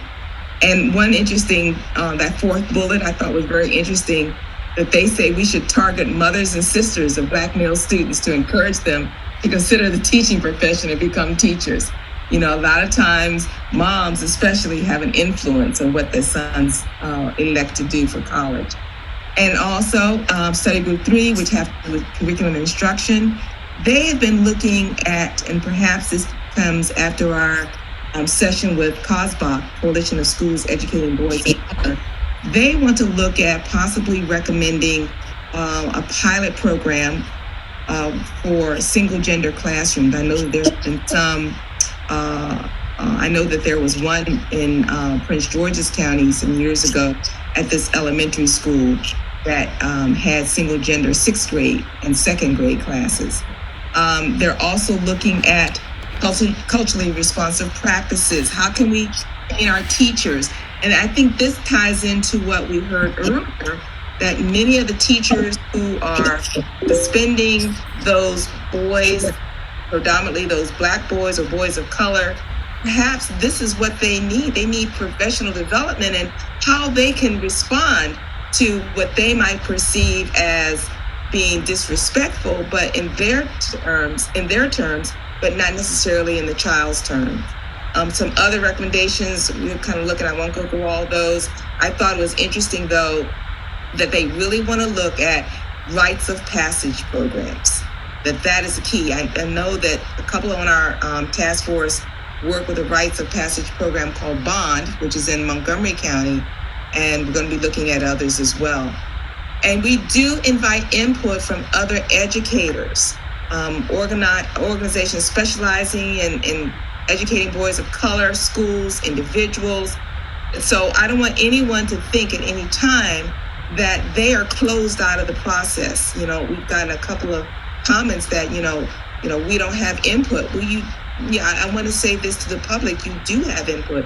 Let us know. We need ideas. We are 22 people, but we know that there are hundreds of people out there who may have more ideas for us. In September and October, we're going to be hearing from two authors. One, Dr. Leonard Sachs, who'll be talking about, how do we go to address the epidemic of unmotivated boys or underachieving young men? Perhaps we need to look at that. And then in October, I'm especially, looking forward to hearing from Dr. Jawanza Kunjufu. I think I have every book that he's written. His specialty is on teaching Black children. He's a consultant. He's an author. He's written, I guess close to 24 books on teaching Black children, teaching Black males. And so we're looking forward to having him in October. And going forward, I need to ask Dr. Salmon especially, how can we access MSDE staff support going forward? And I think you already mentioned one about perhaps Dr. Shaw helping us with data presentations, but also one of the things that we want to do as we make recommendations, we want to zero in on where those recommendations would be addressed in COMAR regulations. So we need to know just how can we access that? Do we, even though you are on our task force, Dr. Salmon, with the 5,000 other things you have to do, we have Dr. Sprankle, who is your stand-on. We just need to know, should we address our questions through her and going forward. So that is my report to the board. Any questions? Thank you very much, Dr. Green. I think, again, as what we said before, we're placing a high premium on transformation. So merely issuing reports, and I know you're 100% on board, and I know Ms. Haley is 100% on board, but we're not interested in doing reports. We're interested in actually getting things done and rolling out things that will matter for the students here in the state of Maryland. If there are no other reports at this time, I'd like to give Mr. Schoen an opportunity to share the readout from the opinions. Thank you, Mr. Crawford, President Crawford, and members of the board. Today we have 5 opinions and 1 order to announce. The first is Monarch Academy Public Charter School versus Baltimore City Board of School Commissioners. This is a school renewal matter. It is opinion number 20-30, and the state board affirmed the decision of the local board. Next is Olivia Aberdeen versus Howard County Board of Education. This was a probationary teacher contract non-renewal, and the state board affirmed the decision of the local board. Third is Julene D. versus Montgomery County Board of Education. This was a student transfer matter. The state board affirmed the decision of the local board. Next is Dawn M. versus Calvert County Board of Education. There were several issues that were raised, including bullying. The state board affirmed the decision of the local board. And then there was Dawn and Lauren T. versus Montgomery County Board of Education. This was also a student transfer matter, and the state board affirmed the decision of the local board, and that is decision 20-34. Let me just go back and read what the numbers are. Olivia Aberdeen was opinion number 20-31. Jolene D. versus Montgomery County Board of Education's opinion 20-32. Dawn M. versus Calvert County Board of Education is 20-33. Dan and Laura T. versus Montgomery County Board of Ed is 20-34. And finally, we have one order to announce this was in Ray, Baltimore City Public Schools. This was a charter school waiver request. It is order number 20-19, and the state board denied the waiver request. That is all that I have. Okay, very good. Thank you very much. At this time, if there are no objections, I would like to entertain a motion to adjourn. So moved. You want to stay here? You want to stay here another couple hours? So moved. Seconded. Seconded by, who seconded? One of something. Okay, it was one or something. We'll take our standard visual verbal vote. All in favor, say aye. Raise your hands. Aye. Aye. Okay. Opposed? No abstentions. Okay. Looks like we got a unanimous. Oh, I'm sorry. That's yours. You're I've stepped into your lane. Mr. Bartley has his hand up. No. Yes, it is unanimous. There is no no's, and there's still only one absence. Thank you. All right. Thank you very much, everyone. Appreciate it. Appreciate your engagement. Have a great evening.